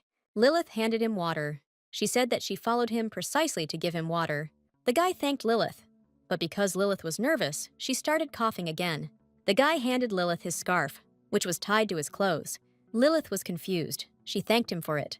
The guy asked Lilith if they could ever meet again. Lilith asked him if they would have a reason for this. The guy said that he was sure that a reason for this would definitely appear. After that, the guy disappeared, and Lilith was left alone in the alley. Lilith didn't understand where he went. She decided to look in other alleys. Peeking around the corner, Lilith saw Adrian looking worried. Adrian ran up to Lilith and asked if she was okay and if she was hurt. Lilith said she was fine and asked Adrian how he knew she was there. Adrian said that he received a report that a person similar to her fell out of a random portal here. Adrian apologized to Lilith for spending so much time finding her. Lilith said that she was just a little surprised and that she was okay. Adrian noticed a black scarf in Lilith's hands and asked where she got it from. Lilith said that she started coughing, and a passerby gave her this handkerchief. Lilith said that the passerby was a young, handsome guy. He asked Lilith if the guy was bothering her or saying that he wanted to meet her again. Lilith said that it was because of money. Adrian took out a clean handkerchief and asked Lilith to take it. Adrian said that the handkerchief was very dirty and asked to throw it away. He was sure that there were a lot of germs on it. Lilith couldn't understand whether Adrian was so attentive to health and hygiene. Adrian suggested that Lilith return to the palace. Lilith agreed. She was tired after this fuss. Adrian asked his assistant to find the man and bring him to him. Lilith decided that on this day, she would definitely turn this vile tree into a yard. Lilith wanted to teach him a lesson for what he did. Approaching the tree, Lilith could not understand why the ground was so wet. Approaching the tree, Lilith asked Ig if he was really crying. Ig was confused. He did not understand if Lilith was really alive. Lilith didn't understand if Ig thought she was dead. Ig said that he thought so because of the portal. Lilith realized that Ig admitted his guilt, but was surprised that he cried because of it. Ig fell silent. Lilith asked him why he suddenly became so quiet. Ig asked her if she wasn't angry.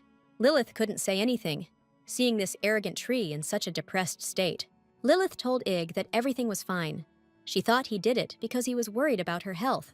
Lilith said that she had some minor troubles, But she returned home safe and sound. Egg apologized to Lilith. He had poor control over his mana because he had not used it for years. He did not want to do this. Lilith was confused. She did not understand whether the World Tree was apologizing to her. Lilith believed that he was worried because he made a mistake, although he should be omnipotent. Ig looked like a small child. But Lilith understood that he had probably lived with her for thousands of years. Lilith asked Ig not to blame himself because she was completely fine. Meanwhile, the captain returned to his home. Everyone was glad that the Shadow King had returned home. They approached him and asked how he was feeling. His symptoms of mana drain looked severe. He said that everything was fine. When it came to magic, Raven was never one to lose, or at least there was a time when he thought so. But Adrian possessed the aura of the sword, something previously thought possible only in theory, and this allowed him to become a master of the sword. Raven needed a power that could counter the sword's aura. Raven didn't care that he had to break a taboo to get her. After all, this could help him avenge all the Raitans, so he would agree to do it again 1,000 times.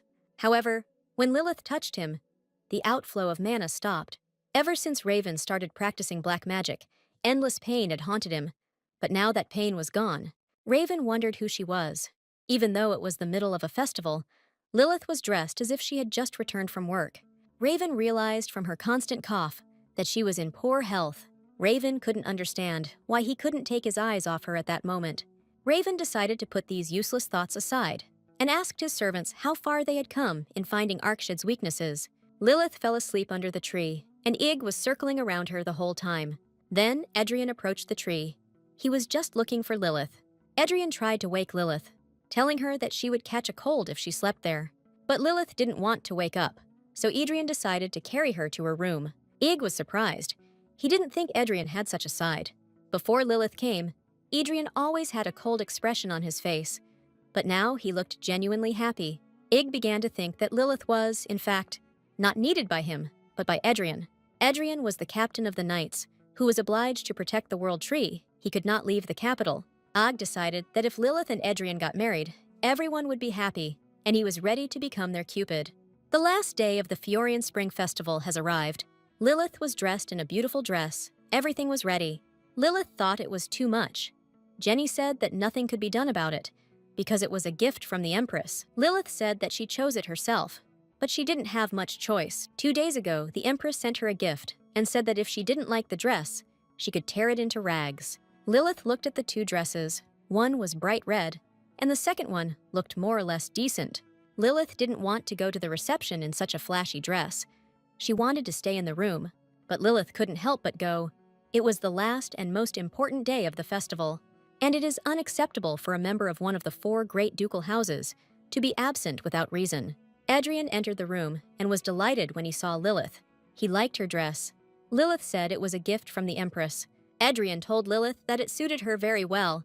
She looked incredibly beautiful in it. Adrian told Lilith that he also had a gift for her and handed her a box.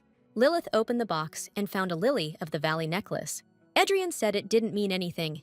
He just realized he had never given her a gift while he was her fiancé. Lilith thanked Adrian and said that she would definitely wear it tonight. Adrian asked Lilith if she minded if he helped her put it on. Lilith said she didn't mind. Adrian began to put Lilith's necklace on. He was delighted. Lilith had a thin, graceful neck that took Adrian's breath away. Lilith noticed one coincidence. Adrian did not understand what she was talking about. Lilith said that her dress also had lilies of the valley embroidered on it. She thought that Adrian and Aitana had similar tastes, since they were brother and sister.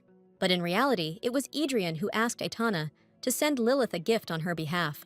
Aitana didn't understand why he couldn't give Lilith the gift himself.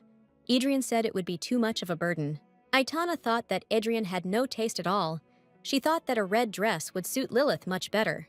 But Adrian thought completely differently, because it was Aitana who was obsessed with the color red. Lilith looked at Adrian. She couldn't understand why he was grinning like that. Adrian smiled and told Lilith that he had just remembered something funny. Soon Lilith and Adrian came to a reception at the Imperial Palace. Lilith no longer remembered how much time had passed since her last visit to an official reception. Adrian told Lilith that the ballroom was incredibly beautiful. He thought Lilith had excellent taste. Lilith and Adrian entered the hall and were formally introduced to all the guests. People immediately began to be interested in Lilith. They had already heard about her. It was the first time Lilith had attended such an event, And with Adrian too. People heard that Lilith was so ill that she could not get out of bed, and that Lilith and Adrian had broken off their engagement. There were rumors that Lilith did not appear in high society because she was terribly ugly. People realized that this was not true. Some thought Lilith had simply put a lot of effort into her makeup. But next to the Duke, she looked terrible. After everything Lilith had heard as a child, such words did not affect her. Adrian turned to Lilith and said that if she wanted, they could leave. Lilith said that she didn't care what they said, because she appeared in high society for the first time, and it was quite natural that rumors would spread about her. Then some girl approached them. She was glad to see Adrian. She hadn't seen him for the last few days, so she was worried. Lilith recognized this girl. She appeared in the novel around the same time. Chloe Myers. In the novel, she was mentioned as Adrian's lover, a young lady from the House of Myers. A powerful house, though not one of the 4 ducal houses. She occupied the highest position in high society, but she still felt a gnawing sense of inferiority before Lilith. Chloe told Adrian that his tie needed fixing and wanted to do it. But Adrian looked angrily at Chloe and asked her not to touch him. In the novel, Chloe shamelessly flirted with Adrian and, along with her friends, bullied Lilith. Every time this happened, Lilith experienced incredible pain. Since Lilith's goal is to break off her engagement with Adrian, Lilith was grateful to Chloe for such behavior. Chloe told Adrian that Lilith was completely unsuitable for him as a bride, because she couldn't even straighten her tie. Adrian pushed Chloe's hand away and reminded her that he had asked her not to touch him. Adrian said his tie was fine because his fiancé helped him put it on. Chloe got angry and left, asking Adrian and Lilith to forgive her. Lilith was surprised. She thought that everything would be completely different. Adrian suggested that Lilith take some rest. He wanted to take her to a quieter place. Lilith said that she was not tired. Then a man approached them. He was glad to see Adrian. This man was the Grand Duke Caravaldo. The Duke asked Adrian to drop the formalities and talk. He had many questions for the great swordmaster. Lilith told Adrian that she didn't mind, so they could talk. Lilith told Adrian that they could dance later, while she rested for a bit. Lilith believed that Duke Caravaldo should not be kept waiting, since they had just found peace. Lilith went out into the yard. It was quiet there. She could finally breathe out. Lilith hadn't realized this before, as she had been on bed rest during Fiorian. But now, having found herself at the reception, Lilith realized how much the original novel had changed. Duke Caravaldo was in good health. They no longer had to worry about the sudden outbreak of war, and everyone enjoyed the reception. Lilith hoped that she would still be able to change her family. In addition, Lilith hoped for an early retirement and a comfortable life until old age. Lilith was one step closer to her usual boring life when she heard some screams. She realized that someone was arguing there and decided to eavesdrop on the conversation. Some man was yelling at Chloe for not being able to seduce one man. It was their only chance to mend fences with Arkshid. Chloe said everything was going well. But then his daughter-in-law appeared again and interfered with her. The man didn't understand whether Chloe really thought he spent so much money just to make her look like a laughingstock. Lilith thought it was wrong to hit the girl in the face, but she knew she shouldn't interfere in other people's affairs. The man heard some rustling and realized that they were talking too loudly. The man told Chloe that she still had to get what was hers in the end. He asked Chloe to make sure she wasn't overshadowed by a girl who had been abandoned by her own family. He asked Chloe not to disappoint him anymore. Chloe told her father that she would do everything. Lilith decided to leave quietly so as not to be caught, because no one would want to be caught in such a state. But before Lilith could leave, Chloe noticed her. Chloe walked up to Lilith and asked her if she thought she was pathetic. Chloe believed that Lilith was hiding there to laugh at her. Lilith said that everything was not like that at all. But Chloe did not believe Lilith and considered her a fake. Chloe told Lilith that she could be honest with her. She was sure that Lilith thought she was pathetic. After all, Lilith always does what she wants. She ran away from home, entered the academy, and even chose the profession of commoners. Chloe thought that Lilith would definitely find her pathetic for adapting to others in order to get something. But Lilith was able to achieve all this without any effort. Lilith was offended by this. After all, she worked like a horse to achieve everything and not live her life in loneliness and suffering. Chloe reminded Lilith that she couldn't give birth to an heir. Chloe believed that she was much better than her. Chloe believed that Duke Arkshad could leave her at any second. Chloe was angry. She didn't understand why Lilith was just listening to her without answering. Lilith told Chloe that it was because she thought she was in a much more difficult situation. Chloe became even more angry. She didn't understand what kind of nonsense Lilith was talking about. Lilith told Chloe that there might be a bruise on her beautiful face. Lilith asked Chloe if it really didn't hurt at all. Chloe didn't understand if Lilith thought she found her weaknesses just because she saw her father hit her. Chloe said that her father did it out of love, and Lilith's father abandoned her altogether. Chloe asked Lilith if she knew how much her dress cost and if her jewelry was made by the best craftsman in the capital.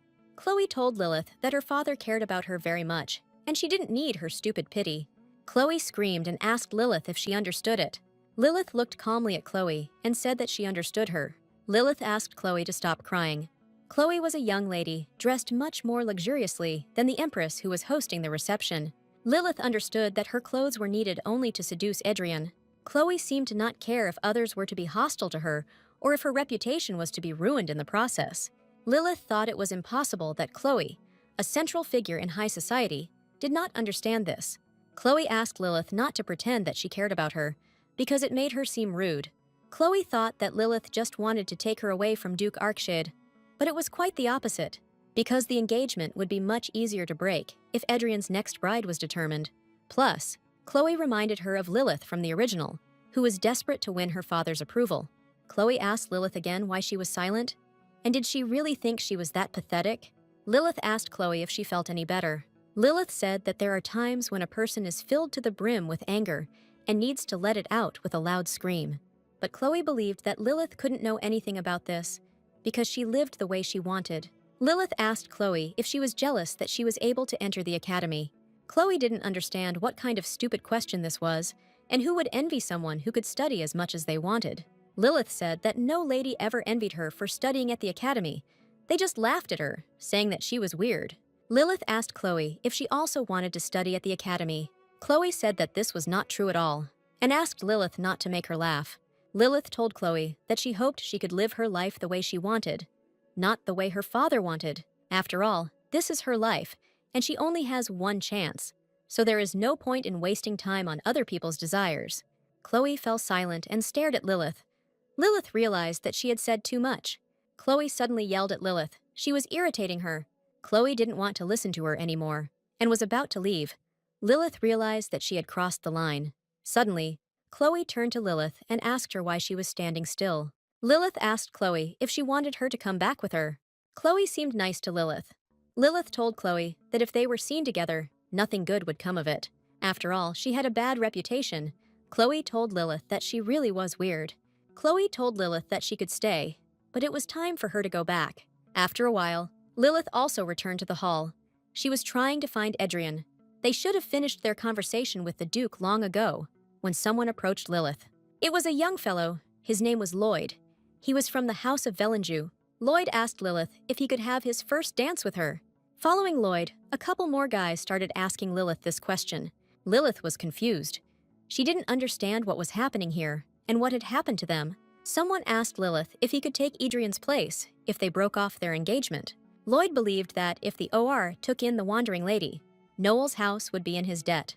He had heard that Lilith looked hideous, but she was actually a cutie. Then Adrian approached Lilith. He appeared just in time. He greeted the Marquise of Valenju. They had not seen each other for a long time.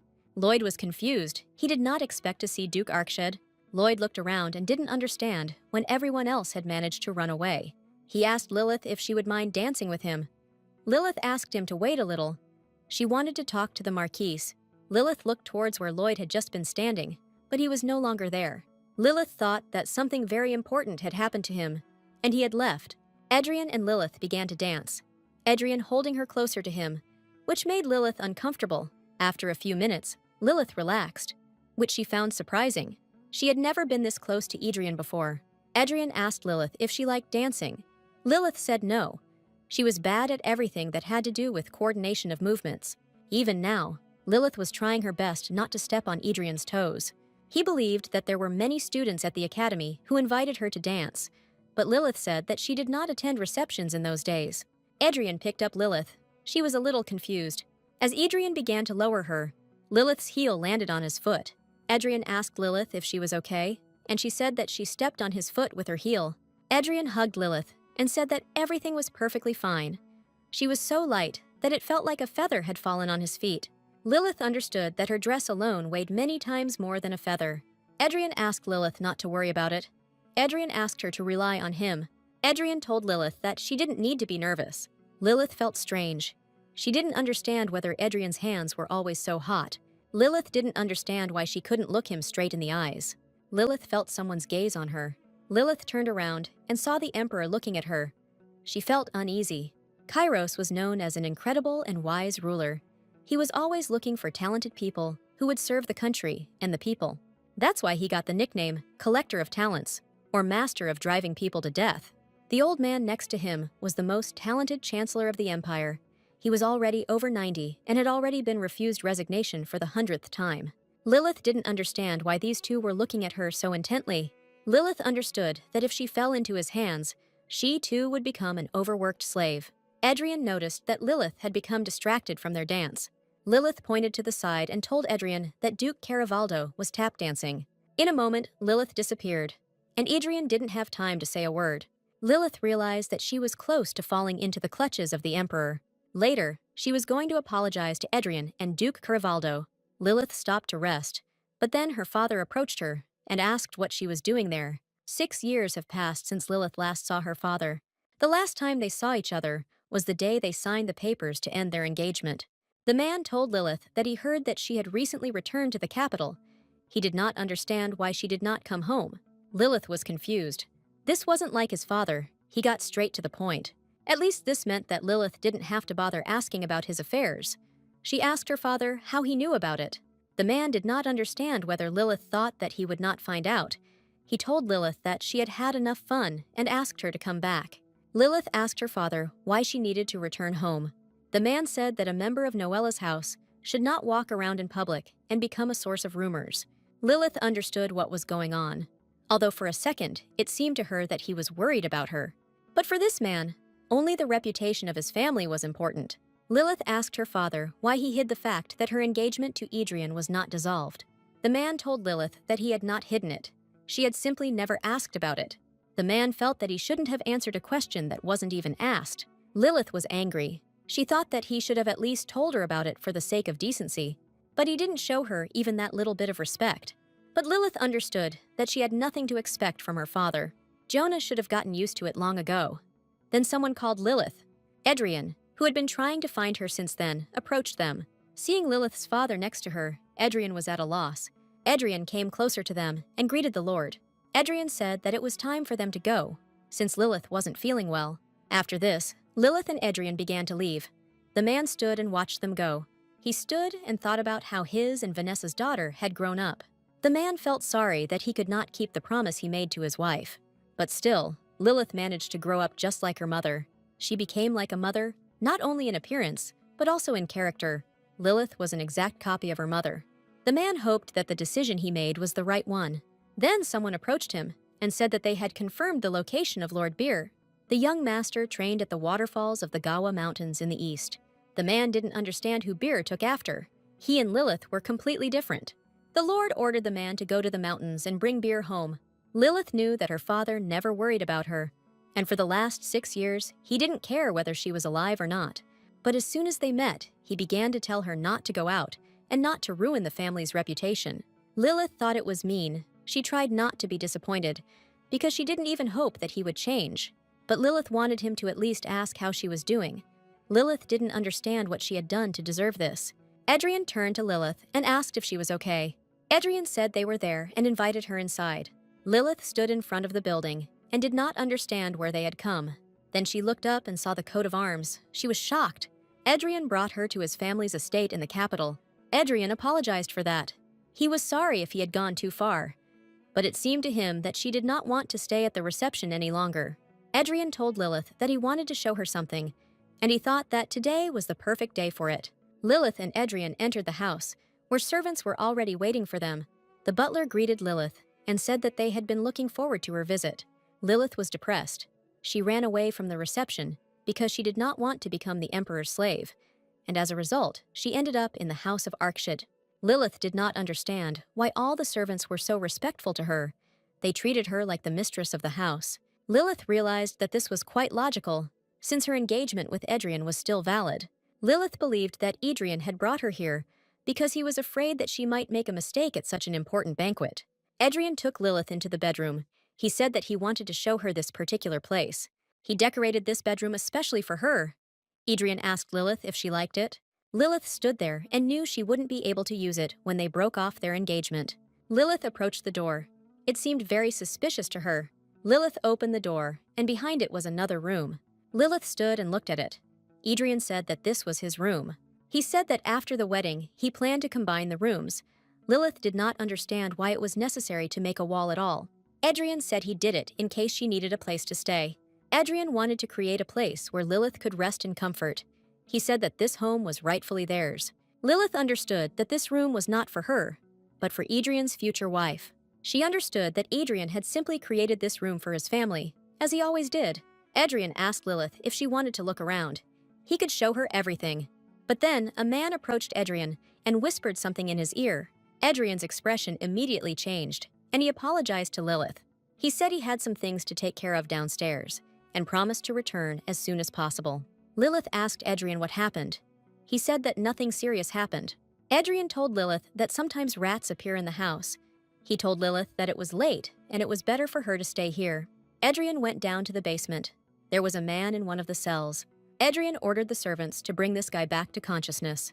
The week-long spring festival was successfully concluded. Unlike the original, nothing happened to Caravaldo's people. Thanks to this, the conflict with the northern roots was resolved peacefully. Lilith, after the first successful step in changing her destiny, returned to her daily routine. She again became a servant of the World Tree. Lilith was removing old bark from the tree, but he didn't like it. It didn't reach a certain place, and Ig asked to call Adrian. Lilith didn't understand if it was really happening again. Over the last couple of days, Lilith had called Adrian many times. Lilith was about to go get the ladder, but Ig insisted that she call Adrian anyway. Lilith had to do it anyway. She felt very uncomfortable distracting Adrian. Lilith asked him to remove the diseased bark at the top. She couldn't reach it. Adrian looked at the tree. The bark was indeed too high. Adrian said that he would deal with it. The tree lowered its branch. Lilith did not notice and stumbled. Lilith began to fall straight into Adrian's arms. Ag was pleased. His plan had succeeded. Lilith apologized to Adrian. He said that everything was fine. Adrian got to work. Lilith swore at Eg. She was sure that it was he who tripped her up. Eg asked Lilith how she was finding working with Adrian over the past few days. He asked if the idea of marrying Adrian and staying in the capital had ever occurred to her. Lilith said that she was counting the days until returning to the south, and Eg began to beg her to stay. Lilith noticed that Eg had been acting strange lately. She didn't understand if it was because of the mana. This situation reminded Lilith that there was very little time left. In the original novel, more than half of the roots of the World Tree rotted due to the shadows. If Lilith doesn't discover how the shadows contaminated the tree's mana source, everything will return to the original plot. And this will affect not only the World Tree, but also all living beings on Earth. The Emperor was brought mandrake roots. He sat and did not understand what had happened. He was informed that there were problems with mandrakes in all regions, but he did not understand what the problem was. The man told the Emperor that they had not figured everything out yet. The Empire had been suffering from crop failures for many years, and now even the mandrakes were suffering. But with the mandrakes that grew in the south, there were no problems. The Emperor was surprised by this, and the man explained to him why this happened. The thing is that this year in the south, they began to cultivate improved varieties of mandrake, so they were not harmed. The Emperor ordered the Southern Lord to be brought to him immediately. In the evening, Lilith sat in her room reading books. She was reading an introduction to the study of natural arcane arts. Lilith had absolutely no understanding when it came to mana. Lilith wanted to ask someone about this, but she didn't know who to turn to. Then Lilith remembered about Lennox. He was a member of the Magic Tower. She wanted to ask him. Lilith decided to go to the Magic Tower. After a while, she was already there. She entered the Herte Hall, the office of the Imperial Court, and also the heart of the Empire. After Kairos ascended the throne, this hall became the place where he exploited many skilled workers. Lilith looked at the people in this place with horror. They all looked like they hadn't slept for a week. Lilith decided to just head to the tower as quickly as possible, but then she met Lennox. Lilith told him that she had come to ask him something about the World Tree. Lennox asked Lilith if it was urgent. He needed to go to a meeting. Lennox told Lilith that everyone is currently busy because they received an order from His Majesty. Lennox told Lilith that he actually wanted to ask her something too, but Lilith immediately ran away from him, saying that since he was busy, she would come next time. Lilith believed that if she had listened to Lennox, she would have become another slave of the Empire. Pippi was with Lilith all this time, then he suddenly squeaked. Lennox, seeing this, was horrified. He had never seen a talking plant before. Lilith didn't understand when Pippi managed to get involved with her. Lilith approached Lennox and said that Pippi was a mandrake, but Lennox did not believe Lilith, because this plant did not look like a mandrake. Besides, the mandrake didn't make a sound. Lilith said that it was a tame plant that she had bred herself. Lennox told Lilith that he knew she was an expert in mandrakes and began asking her for help. Lennox said that the Empire was in such chaos precisely because of the mandrake. There was a bad mandrake harvest throughout the Empire, so the Emperor ordered them to find out the cause. Lilith realized that the shadows had already begun to spread the disease. In the novel, it was written that mana pollution was the cause of the poor harvest. Even though it was stated in just one sentence, in reality it affected many lives. Lilith and Lennox entered the hall. The other magicians, seeing the talking plant, were also horrified. Looking at the table, Lilith noticed her dissertation. She didn't understand what it was doing there. Magic researcher Matthias Weiss enjoyed reading Lilith's dissertation on mandrakes. Otaku was also happy to meet Lilith. He thought that he would have to say goodbye to this year's mandrakes, but this was avoided. Lennox said that everyone had read the dissertation. He remembered that it was about mandrakes, so they used it as a reference. Lilith understood that now she could not refuse to help them.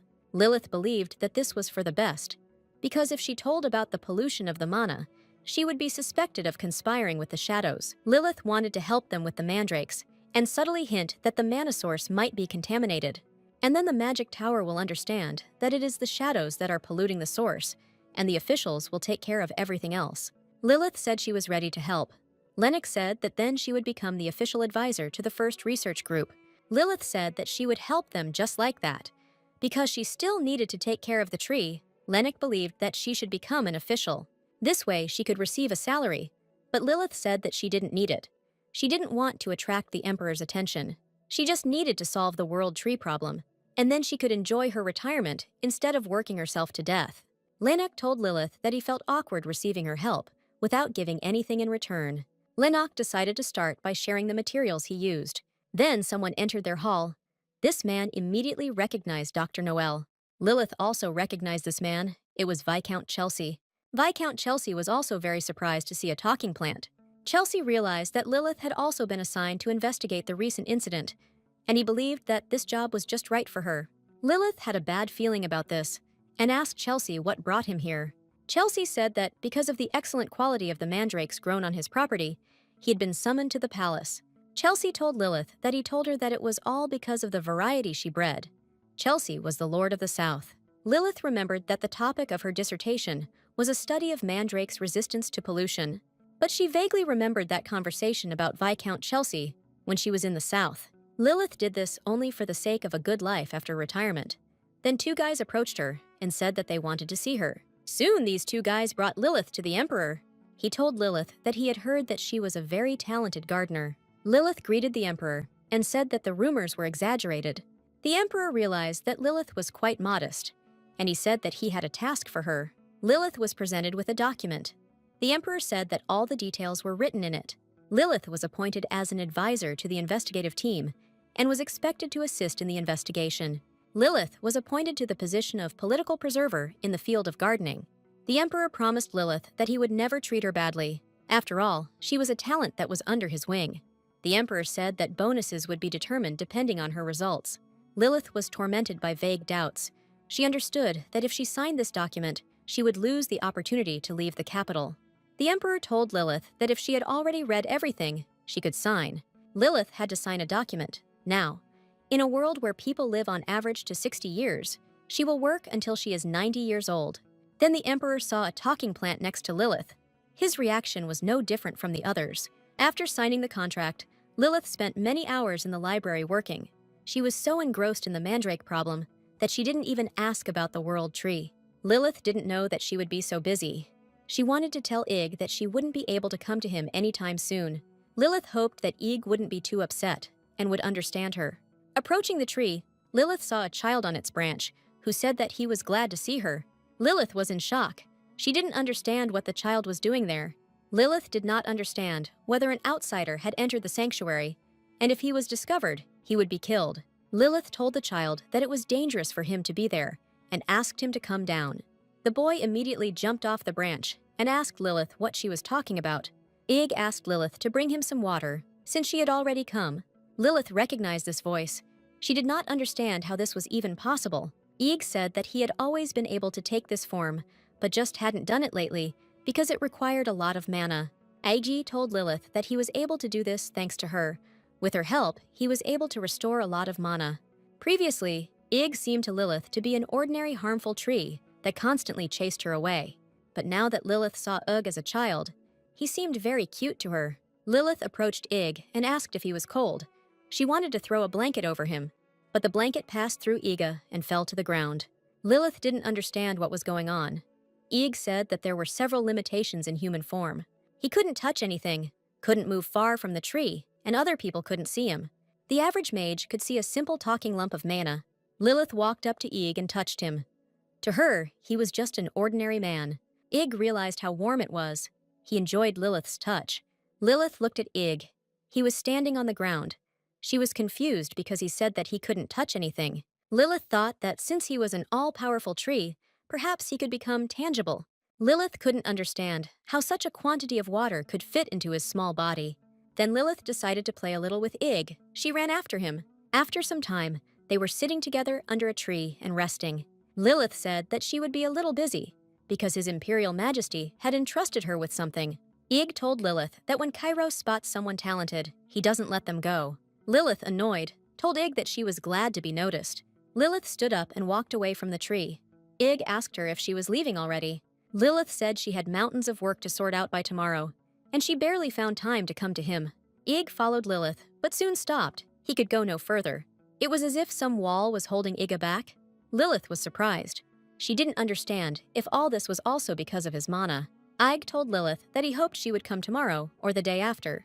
Lilith said that she would definitely come and went to her room, wishing Ig good dreams. Lilith couldn't accept the fact that Ig looked like a 7-year-old boy. But in fact, he was already thousands of years old. Lilith didn't understand why she became so restless when he was left alone. In the Imperial Palace, Aitana scolded her husband for turning Lilith into a bureaucrat. He told her that she had misunderstood him, and that Lilith had talent, and he was just helping her temporarily. But Aitana didn't believe her husband. She knew him very well if he noticed Lilith. Then there could be no talk of anything for the time being, because as soon as he notices someone tantalizing, he clings to him until death. Kairos told Aitana that he was really going to work with Lilith a little and let her go. He thought that she had nothing to worry about. And besides, Lilith herself wanted it. Kairos said that Lilith is an outstanding student, and any scientist who devotes himself to science strives to be useful to society. Kairos believed that if Lilith gained experience in governance, she could achieve the position of prime minister. Lilith suddenly woke up with goosebumps. She thought it was all because of the uncomfortable bed. Aitana told her husband that this time he was definitely wrong. Aitana told her husband that Lilith wanted to become her maid of honor, but Kairos did not understand why she thought so. Aitana said that every lady from high society wants to become her closest friend. Lilith woke up again. This time her sleep disappeared, as if by magic. She decided that the feng shui was violated. Kairos offered Aitana a bet. Aitana asked him what he was talking about. Kairos said they would give Lilith the choice of dedicating herself to the nation or ruling high society. Lilith didn't get enough sleep. She slept terribly because the bed was terribly uncomfortable. Lennox came to Lilith and wished her good morning. Seeing the stack of papers in his hands, she realized that the morning would not be good. Lilith hoped she didn't have to read all of this. Lennox said she didn't have to worry. Lennox said that there were even more papers and pointed to the cart that was standing behind him. Lilith was terrified. She felt like she couldn't handle it even in a day. Soon she found herself in the city among houses and people passing by. She told Lennox that she needed to check the area and ran away. Lilith resigned herself to having to pretend she knew nothing, but she refused to read mountains of documents to find out what she already knew. Lilith looked at the people and did not understand why they were all in such bad condition. The man thought that the seller wanted to pass off last year's harvest as fresh mandrake, but he asked him not to say that. Because there had not been a good harvest this year, he had barely even collected this. Now was the season when the mandrakes should be in good condition. The green mandrakes from the south were a little better, but the man couldn't even look at them. Lilith didn't learn anything new, but she saw that everything was much worse than the reports said. and she was afraid to even think about what was happening in the provinces. Lilith didn't know how to make it public, that this was related to mana pollution, without giving herself away. She knew that if she acted thoughtlessly, she would end up like Lilith from the original. Then a man approached Lilith and said that she looked bad. Lilith raised her head and saw that this was the same Raitan she had met then. Raven sat down next to her. Lilith didn't understand where he came from, because a couple of seconds ago there was no one near her. Raven looked at Lilith and asked her if she was sick. Lilith said no, she was just thinking.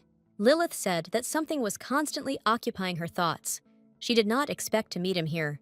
Lilith sat and did not understand where this metallic smell was coming from. Lilith seemed to understand what was going on and began to pull Raven's cloak off. After taking it off, Lilith was horrified. His whole shoulder was covered in blood. Lilith asked him if he was okay. After all, he had lost so much blood. Raven said he was fine. Lilith didn't believe him and asked why he didn't go to the doctor. But Lilith immediately understood that it was difficult for an ordinary person, especially a Raitan, despised by society, to go to the doctor. Lilith had heard that the Raitans often worked in terrible conditions and that this guy had stepped on a mine or something. Lilith asked him to sit for a while and took out her first aid kit. Lilith was extremely unhappy to see Pipi there. Ravan was confused by the fact that this plant could talk. Lilith said it was a companion mandrake, and they were very popular right now. Ravan kept his eyes on the plant, and Lilith told him that she needed to heal it a little and asked him to turn around. Lilith sat and bandaged Ravan's shoulder. She asked him to be patient a little longer. Lilith was sure it hurt terribly, but this guy didn't show it. Lilith didn't understand what kind of life he had, if he didn't react even to such pain. Lilith finished the bandage and handed Ravan the remaining medicine and bandages. Lilith said that she had only provided first aid and that he should find better treatment. Lilith asked him to wash his hands thoroughly before changing the bandage and to use either antiseptic or alcohol for this. Lilith noticed that he was in the clouds and asked if he was listening to her. Ravan asked Lilith if she had stopped thinking. Lilith said that actually no, and she is still thinking about it. Lilith said that she found herself in a difficult situation and had no one to ask how to get out of it. Raven asked why she couldn't ask her family. Lilith said that she didn't have a family. Lilith said she thought things would be different when she grew up. I had a vague idea of how to achieve the life I wanted. Lilith clasped her hands and said that in the end, she had achieved nothing. Lilith thought about what she was doing. She understood that she shouldn't tell a stranger about it. The guy suddenly told Lilith that he once thought the same way. The boy said that the task, which he did not choose, was so enormous and difficult that he just wanted to give up. But then he realized that it would not end until his death. Raven said he decided to deal with it himself instead. Raven said that if he couldn't escape, then he'd better complete the task and free himself from the shackles of fate. In his indifferent tone, Lilith heard a long-accumulated sense of doom. Lilith didn't know what task he was trying to complete, but she hoped that once he did, he would be able to find peace. Lilith wished him success and said that she would pray that one day he would be freed from his fate. Lilith asked him to be sure to tell her about this if they met again. Ravan asked Lilith if she wasn't afraid of him, since he was a Raitan. Lilith told the boy that she thought his black hair was wonderful, and that when night fell, his eyes looked like fiery stars. The stars, sparkling red and scarlet, are alone in the sky and very beautiful. At night, Raven stood on the roof and watched the city. The Raitans told him that they had finally found the main source of mana. Raven told them that this was the last land they would pollute. They did it for their clan, for revenge on those who had made them suffer for so long. Raven took out the bottle of medicine that Lilith had given him and remembered her. Lilith sat at the table. Today, after meeting with that man, she realized something. She realized that it was impossible to delay solving a problem that already existed. But to solve the problem with the tree, she first needed to deal with the mandrakes. So Lilith decided to write an anonymous letter and tell everyone that the harvest was bad, because the mana source was poisoned. Lilith understood that such dubious letters were simply ignored, but she thought that if Lilith, who was taking care of the tree, was interested in this letter, then everything would be different. Lilith had already rewritten this letter many times. Her left hand was already cramping from trying to write. Lilith heard some noise outside the door and decided to check what was going on there. Adrian asked Jeffrey to be quiet, but Jeffrey kept telling Adrian that he needed treatment. Lilith came out and asked what was going on. Jeffrey told Lilith that Adrian was injured, but did not want to be treated. Adrian approached Lilith and apologized for disturbing her at such an hour. Then someone came up to them and said that Adrian really did need treatment. He was wounded because he tried to protect them all. Adrian snorted and asked Iran not to talk nonsense. Aaron said that even the master of the blessed sword cannot be cured of black mana. Adrian asked Yaren to stop and forbade him to argue, but he said that he could not back down. Lilith walked up to Adrian and started touching him. He froze in surprise. Lilith didn't see any wounds or holes in his uniform. It seemed to her that everything was fine with him, but the man insisted on his treatment so much that Lilith decided that it was really necessary. Lilith asked Jeffrey to go to the Empress and ask her to send healers for Adrian. Adrian leaned towards Lilith and said that he didn't need it and that he really was fine. Lilith pointed to the room for Adrian and asked him to enter immediately. Soon a doctor arrived to them and asked Adrian to take off his clothes so that he could examine the wound. Adrian began to stretch his shirt and take it off. Lilith, seeing this, became embarrassed and decided that it would be better for her to go out. Lilith came out. Adrian took off his shirt. There was a large wound on his torso. The young man introduced himself to Lilith. His name was Aaron Wallinge, and he thanked Lilith. Lilith realized that it was indeed Aaron. She said that she was glad to meet him. In the original story, he was the main character and Adrian's older comrade. But after one incident, their relationship deteriorated, and they were simply master and subordinate. Lilith asked what was the matter. He said that her fiancé was the strongest knight on the continent, and he could not receive such an injury. While spying on Raven, the knights were trapped in the shadows due to his oversight, and Adrian stopped the explosion himself. Even though Adrian was seriously injured, he caught up with Raven and dealt with him. But Raven's black mana was incompatible with Adrian's pure mana. Lilith believed that she shouldn't hear this, because everything related to shadows should be kept secret. Lilith didn't understand how Aaron could tell her about this, but he said that he himself decided to tell her this. And if anything happens, he will be held responsible for this. She said that she was just wondering if he could say this to a stranger. Aaron said that they were all knights who had dedicated their lives to their captain. And knowing how dear Lilith was to Adrian, he decided that he needed to let her know. Adrian came out from behind the door and told Lilith that the treatment was finished and she could come in. Adrian, noticing Lilith and Aaron, asked them what they were discussing.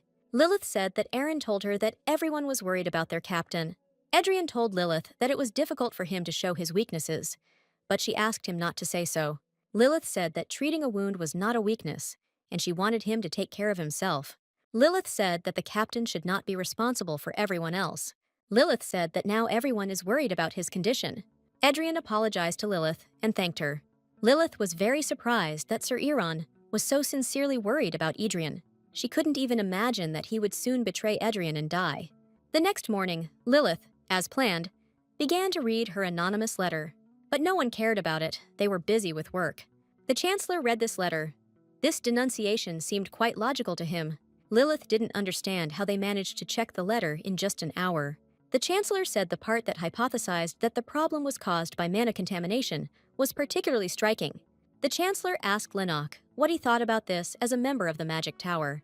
Lennox said that all the other opinions were good, but there was one problem with this hypothesis. There was a mandrake crop failure throughout the Empire. Lennox asked Lilith if her words were true, then the mana throughout the Empire should be polluted. Lennox asked Lilith what she thought mana was. Lilith said that it was a magical power, or something like that. Lennox told Lilith that she was right. Mana is a great force that permeates all of nature. Streams of mana can be called a part of this force through which it flows. Human magicians are unable to pollute it. And even if some madman tried, his mana would be destroyed and he would die. The Chancellor said that it was quite possible that someone would be willing to take the risk and try. Lennox said he believed the man would not have been able to do it anyway. Now Lilith understood why in the original story, no one realized that the mana was contaminated. Raven was stronger than even the Tower Master. Lilith realized that even if the strongest mage in the Empire could not resist him, Raven possessed great power. Kairos said that if the Magic Tower thinks so, then they will end the discussion. Lilith stood up and greeted the Emperor. Kairos sat down at the table and told Lilith that he had read her report. Kairos said that he understood both the opinion of the Lady Gardener and the Magic Tower. Kairos said that, however, the matter could not be resolved simply by sitting at tables. Kairos told Lilith that he would like her to join the team of explorers they would send. Lilith, after all. Then the chief maid of honor of the Empress's court approached Lilith. The woman tried to catch up with Lilith, and eventually she succeeded. The woman thought that Lilith had not heard her because she was in such a hurry. The woman told Lilith that Her Majesty the Empress wished to make her chief maid of honor. The woman invited Lilith to go with her to the Empress's palace. Lilith knew that if there was anything scarier than becoming head gardener, it was jumping into the fray of high society.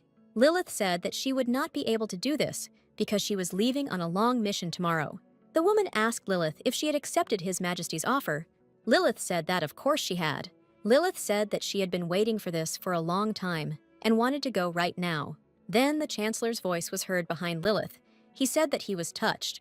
He prayed. Lennox told Lilith that he would follow her example and work until he was exhausted. Lilith froze in surprise. She found herself in a very difficult situation. Then Lilith ran up to him and screamed that she was finished. Lilith screamed hysterically that everything was going to hell. Lilith told Ig that until the task was completed, she would not be able to come to him. Lilith noticed that Ig had become depressed and asked him not to be upset. She said Ig was silent. Lilith asked him why he was so quiet, if something was wrong. Ig said everything was fine. Ig told Lilith that he just wasn't feeling well. That's why he was acting like that. Lilith became wary and asked Ig to let her look at him. Lilith said that she is not a mage and cannot check mana. She said that she will bring Lennox now. But Ig said that he doesn't want to be alone, and he's feeling much better already. Lilith understood Ig and sat down next to him again. Ig fell silent again. Lilith asked Ig if he was feeling better. Ig said that it seemed so. Ig asked if the mana flows were contaminated. Lilith said that for now it was just a guess. Ig said that the gardener of the world tree would not be distracted by a trifle, and if she was leaving, it must be related to his problem. Lilith asked Ig if he could exist without absorbing mana, and Ig asked her in return if she could live without breathing. Lilith was sure that she could. Ig asked her if she would make a contract with him. Lilith was surprised. She didn't understand where some contract came from. Ig said that it was possible to make her mana synchronize with his. Ig would receive mani through Lilith, and she would receive part of his power in exchange. Lilith refused. Ig didn't understand why. Because she could use the power of the world tree, Lilith said no again. Ig asked Lilith to think carefully, because something dangerous could happen while she was on a mission. Something could have happened to her carriage, or they could have encountered bandits, and she could have been kidnapped. Lilith screamed and asked Ig to stop talking such nonsense immediately. Ig begged Lilith to make a contract with him, but she refused. Ig wasn't used to this, because everyone wanted to get a piece of his power, and were happy to get even one leaf from him. Ig asked Lily if she didn't like him at all. Lilith was confused by Ig calling her Lily. Ig said he had heard Adrian call her that. Lilith didn't understand whether Ig was really trying to charm her now. Lilith turned to Ig. He was glad, because he thought that she had finally decided to make a contract. Lilith asked Ig if this power included the blooming of flowers. In the evening, Lilith returned. She understood that she still had to struggle with the luggage. Entering the house, Lilith did not understand what kind of things were standing on the threshold. Then Lilith saw Adrian, who was just dragging suitcases to the door. Adrian told Lilith that he was joining the research team tomorrow. Lilith didn't understand where Adrian was going, because he hadn't recovered yet, and Adrian said that he didn't want to send her alone. Adrian believed that Lilith might encounter some danger or adventure during her exploration. Lilith said the worst thing is to come face to face with earthworms while digging in the dirt. Adrian said that it was indeed dangerous, and promised Lilith that he would not let her come into contact with the worms. Lilith didn't understand where he was going, because he hadn't recovered yet. Adrian said that he was already completely fine, because the Swordmaster recovers quickly. Lilith asked Adrian why a man like him would join a group of researchers. Lilith asked Adrian what was wrong with the knights. Adrian thought about it. He remembered that man in the dungeon. After he was awakened, he kept saying that he needed to find Arkshid's weakness. Adrian told Lilith that he didn't want to tell her this, but the shadows are trying to find his weaknesses. Lilith was surprised. She didn't understand whether Adrian really had any weaknesses. A weakness of the continent's strongest warrior, a master of the sword, and a legend. Adrian has one weakness, Lilith. She was dearer to him than anything, but he couldn't tell her this, because he felt like he was putting too much pressure on her. Adrian said that he had to share weaknesses and protect the world tree. Lilith was surprised. She didn't think that the world tree was so important for Adrian. Adrian told Lilith that this time no one would stop him, and no matter what happened, he would go after them. Lilith thought that Adrian really should join the research and do some peaceful work. Adrian told Lilith that he also had to protect her from the worms. Ig realized that Lilith hadn't noticed how Pippi had slipped away from her. Ig asked Pippi to take his piece of paper with him. Pippi was supposed to keep it and give it to Lilith when she needed help. Pippi didn't understand anything. Ig got angry. He ordered him to stop bubbling his eyes, take the piece of paper and keep it. Ig stuck the leaf right into Pippi, asking him to pretend it was his new leaf. Ig was happy. The leaf looked like it belonged to Pippi. Yesterday, Lilith directly refused Ig's offer. But the world tree does not give up so easily. Ig created this contrast so that it began from the moment Lilith's blood entered. Ig believed that Lilith would be so amazed by his ingenuity that she would fall to her knees in tears. Ig asked Pippi not to carry it around carelessly and to give it to her only when she really needed help. Igu thought that Pippi didn't understand anything, so he stuck more sheets of paper into him just in case. Aitana stood in her office and watched the carriage depart. She wasn't very happy with Lilith's choice of research group. She realized that Kairos was right, and Lilith really did have the makings of a statesman. But Aitana was not one to give up easily. She realized that Adrian was joining the research team in order to keep an eye on Lilith. After all, he even used the pretext of a personal mission just to follow her. Aitana asked her brother not to play the explorer, but to use the chance and grab Lilith. Adrian didn't understand what she was talking about. Aitana reminded him that he was wounded and advised him to show it as often as possible, but Adrian thought that would make him unattractive. Aitana asked him to shut up and said that a woman's heart, of course, opens to a strong and straightforward man, but if he showed his weakness only to her, then he would be like a little bear cub to her. Adrian hoped that Aitana was not talking about himself. Aitana told her brother that if he did this, then upon returning, they would immediately go to the wedding hall. Aitana believed that once Lilith became the Duchess of Arkshade, she would have a reason to make her the chief maid of honor. Aitana wanted her dumb little brother to try his best on this expedition. Lilith woke up from some ominous feeling. Adrian told her that they had already arrived at the place. Lilith recognized this place. Lilith felt like she was already out of the original story. But now she finds herself in the most dangerous place in history. It was a sacred forest, one of the 12 holy places of the Empire. This is the place where Aaron Wallinge will die. In the original, Iaron, the main character of the Sacred Forest arc that follows the Fiorian incident, was absent from the palace for some time. He checked the villages around the Sacred Forest. Lilith was sure that even if she had dealt with Fiorian, everything would have gone the same way. Lilith wanted to make Aaron take a different path in the Sacred Forest. Then Lilith noticed Pippi. She didn't understand when he slipped back. But most of all, Lilith was interested in why Pippi was so fluffy and whether he really had a flowering season in the middle of summer. Pippi started squeaking. Lilith saw that someone was coming towards her and hid Pippi. A man came out to her. He was glad to see the team of researchers because they were important guests. Lennox stepped forward and asked the man if he was guarding this place. Lennox asked to provide him with reports on forest vegetation. The man bowed before Adrian and introduced himself. His name was Clayton. He was in charge of the sacred forest. Clayton asked Adrian how he could help him. Lennox was shocked by this. Lilith noticed that the man didn't care that she and Adrian were socially superior to him, and he ignored Lennox, who was in charge. Lilith felt that this man had been corrupted by power. Adrian noticed that Lilith was thinking about something and asked if she was tired. Lilith didn't have time to say anything before Clayton approached her and told Lilith that he recognized her even without an introduction. He said that the whole empire was talking about a beauty like Lilith, and she realized that he was sucking up to her because she had never heard anything like it. Clayton asked Lilith if there was something that was not right for her. He said that he would do everything possible to make her happy. Lilith told Clayton that she actually had one request. Lilith knew that they were supposed to have government apartments for officials. Lilith wanted to stay there.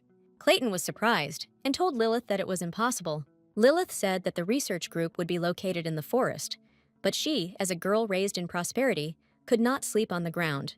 Clayton told Lilith that letting strangers into the apartments was against the rules. Clayton had something to hide, so he couldn't allow Lilith to hang around near the apartments. Lilith said that she did not accept help from strangers, so she was going to live only with a maid. Lilith handed him the bag and said that it was certainly not free. Clayton was surprised. Lilith asked him if that wasn't enough. Clayton decided that the noble lady would not find out much, and he would have a chance to gain the trust of the daughter of one of the 4 ducal houses. Clayton told Lilith that it was generally impossible, but this time he decided to make an exception and give her a room. Lilith thanked Clayton and said that she would send a maid there, as she did not like being surrounded by dilapidation. Lilith called her maid and said that she needed reports. She knew what to do. Most people were busy outside now, so the apartments were expected to be empty. But the girl still had to be careful. The girl told Lilith that she knew very well where she worked before. By the evening, Lilith had finished her business and came to her room, where Ksenia was already waiting for her. Lilith asked Ksenia how it went. She said that it was easy. Ksenia gave Lilith papers from the year Clayton took over as caretaker of the sacred forest. He really did steal a lot. In the original, Clayton was a classic corrupt official, dependent on power and money. When the previous emperor abandoned his duties, Clayton began to exercise his power to the fullest. He began taking bribes from the very first year. Outsiders were strictly forbidden to enter sacred places, but Clayton allowed herbalists and merchants to wander freely as long as they paid, the shadows masquerading as them. They completely destroyed the mana flows in the sacred place, and when Ieren realized something was wrong, he died. Lilith believed that this evidence was more than enough. 4 years ago, Clayton was much more respected, and even a simple lumberjack paid big money. Unlike herbalists and hunters, lumberjacks worked in groups and hauled large carts. For the shadows, this was the perfect cover, and Clayton received large sums of money from the lumberjacks on several occasions. Clayton must have sensed something was wrong too, so if we assume they bribed him, it all adds up. Ksenia asked Lilith if she would send these extracts to the capital. Lilith said that she would not send them there. Lilith asked Ksenia if she knew where the knight Eren was located. In the evening, Lilith came to the place where Eren was sleeping. She was glad that he had not yet gone to bed. Eren asked Lilith how she was. He heard where she settled. Lilith asked him if she could come to him for a minute. Eren asked Lilith if it was right now. Lilith said yes. Eren was confused, because it was already quite late. Lilith told Eren that this was a rather sensitive topic. Yaren didn't know what to do, because he knew that if Edrian found out about this, he would be in trouble. But Lilith insisted, and Eren still had to go into the tent with Lilith. Eren didn't understand what kind of sensitive topic they would be discussing so late at night. Lilith began to slowly explain to Eren why she came to him. Eren thought that Lilith would start pestering him. He wanted to die defending his honor. He hoped that Lilith wouldn't do anything inappropriate, but if she started suggesting it, he decided to kill himself right away. Lilith told Eren that she hoped he could help her with something. Eren tensed up. He didn't understand whether he would really have to kill himself. Lilith said that she had records of illegal activities carried out by the guardians of the sacred forest. Lilith said that there are bribes here from people who are probably shadows. Eren didn't understand why Lilith did such a dangerous thing, because Clayton could catch her. Lilith told Eren that this was why she ran away and came to him, and she simply gave him the missing pieces. And her maid returned the rest of the documents to their place, so they shouldn't be caught for now. Lilith said that she is the keeper of the World Tree, and as long as she occupies this place, she cannot remain on the sidelines. Lilith understood that if the World Tree died due to Clayton's fault, then she would die too.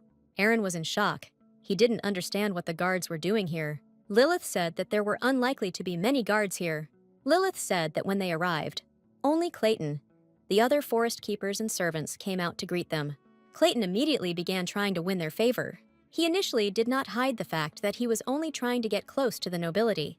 Everyone who was in the forest ran out to greet them in a hurry. Lilith found it strange that there were no guards among them. Eren said that since Clayton had appropriated the money for the guards, lawlessness already reigned on the sacred land. Eren didn't understand one thing, why Lilith was telling this to him and not to the commander. Yaren told Lilith that if she wanted to get this sorted out quickly, it would be better to tell Edrian. Lilith told Eren that she wanted him to keep this from Ed. Eren was surprised. He didn't understand why Lilith didn't want to tell Edrian about this. Lilith said that many nobles were already wary of Ed, and if anyone found out, he would become an enemy of society. The imperial court is completely rotten. The people from the emperor's inner circle are normal. But among the courtiers, there were many supporters of the tyrant. Therefore, Lilith believed that it was impossible to bring even greater hatred upon Edrian. In fact, it was all just a cover. Lilith wanted Edrian and Eren to make peace. Iran was Edrian's best friend. They became brothers even before they could walk and grew up, and studied under the same tutor. However, when the house of Arkshad fell to the tyrant Lazarus, Eren was forced to turn his back on Ed to protect his home. After this, a deep wound remained in Eren's heart forever. When Edrian returned as a hero, Eren became his ordinary subordinate. He could not become his comrade again, and so it remained until the death of Yaren at the hands of the shadows in the sacred forest. Lilith thought that Eren had done nothing wrong, and she felt sorry that he was consumed by the thought of betraying his friend until his death. Of course, in the novella, Ieren's death deeply shook Idrian. Lilith, of course, could not interfere, because it was their personal business. Again, if Clayton is arrested and the mana source in the sacred forest is no longer healthy, there will be no reason for Ieron to die. And if he stays alive, then one day he and Idrian will be able to discuss everything, and he will forgive him. Eren told Lilith that he understood her, and also said that there would be a wonderful hostess in Arkshad's house. Eren, for Lilith's safety, asked her not to return to the apartment and to spend the night with them. Lilith said that she was just about to ask about this. Eren went to look for the tent that was intended for her, but then Lilith saw an explosion. She did not understand whether this was the work of the shadows. Lilith asked Eren what was happening and whether they were really under attack. Then Edrian approached the tent. He didn't expect to meet Lilith there. Lilith asked Edrian what was going on, because she heard an explosion. Edrian asked her not to worry, and explained that something had gone wrong during the mage's experiments, but no one had been hurt. Lilith was glad that no one was hurt. She felt better. But Lilith didn't understand why Edrian looked so irritated. Lilith realized that he had seen her leave Iron's tent at such a late hour. Lilith was sure that Ed considered her a disgrace to his family, even though she was a fiancé by duty. Lilith thought that was why Ed was so irritated. Edrian wanted to say something to Lilith, but she got ahead of him and said that she could explain everything. Lilith said that she felt uncomfortable sleeping in the apartment, which is why she wanted to come here, and she asked Aaron where her tent was. Edrian asked if it was true. Lilith said yes. Aaron also confirmed it and said that Lilith had arrived a minute ago. Edrian relaxed and said that, unfortunately, some things had been destroyed in the explosion, and they no longer had any extra tents. Lilith didn't understand what she should do now, and whether she would really have to risk it and sleep in the apartment. Edrian told Lilith that she could stay in his tent. Lilith was confused. Adrian said that he had the largest tent among the knights. There was also a separate meeting area that could be used. Lilith told Ed that she couldn't make things difficult for him, and he told her that she wouldn't bother him at all. Lilith said she could just go back to her apartment. Edrian reminded Lilith that she had come to the table late at night to see his assistant to inquire about the tent. Therefore, Edrian felt that Lilith's apartment was very uncomfortable, so he could not allow her to return there. Lilith realized she had no other choice and pretended to be glad that she would be sleeping in Adrian's tent. A couple of minutes later, Adrian brought Lilith to his tent. Lilith was surprised. Adrian's tent looked more like an office. Lilith hoped that everything would be fine, because Adrian's tent was located in the very depths of the knight's camp. And due to secrecy, strangers were not allowed in there, so no strange rumors about her being in the tent would leak out. Lilith apologized to Edrian for causing him such inconvenience and thanked him. Edrian told Lilith that she shouldn't thank him since they were engaged after all. Edrian approached Lilith. She froze. He asked her to wait a minute. Ed picked up Lilith and carried her to the bed.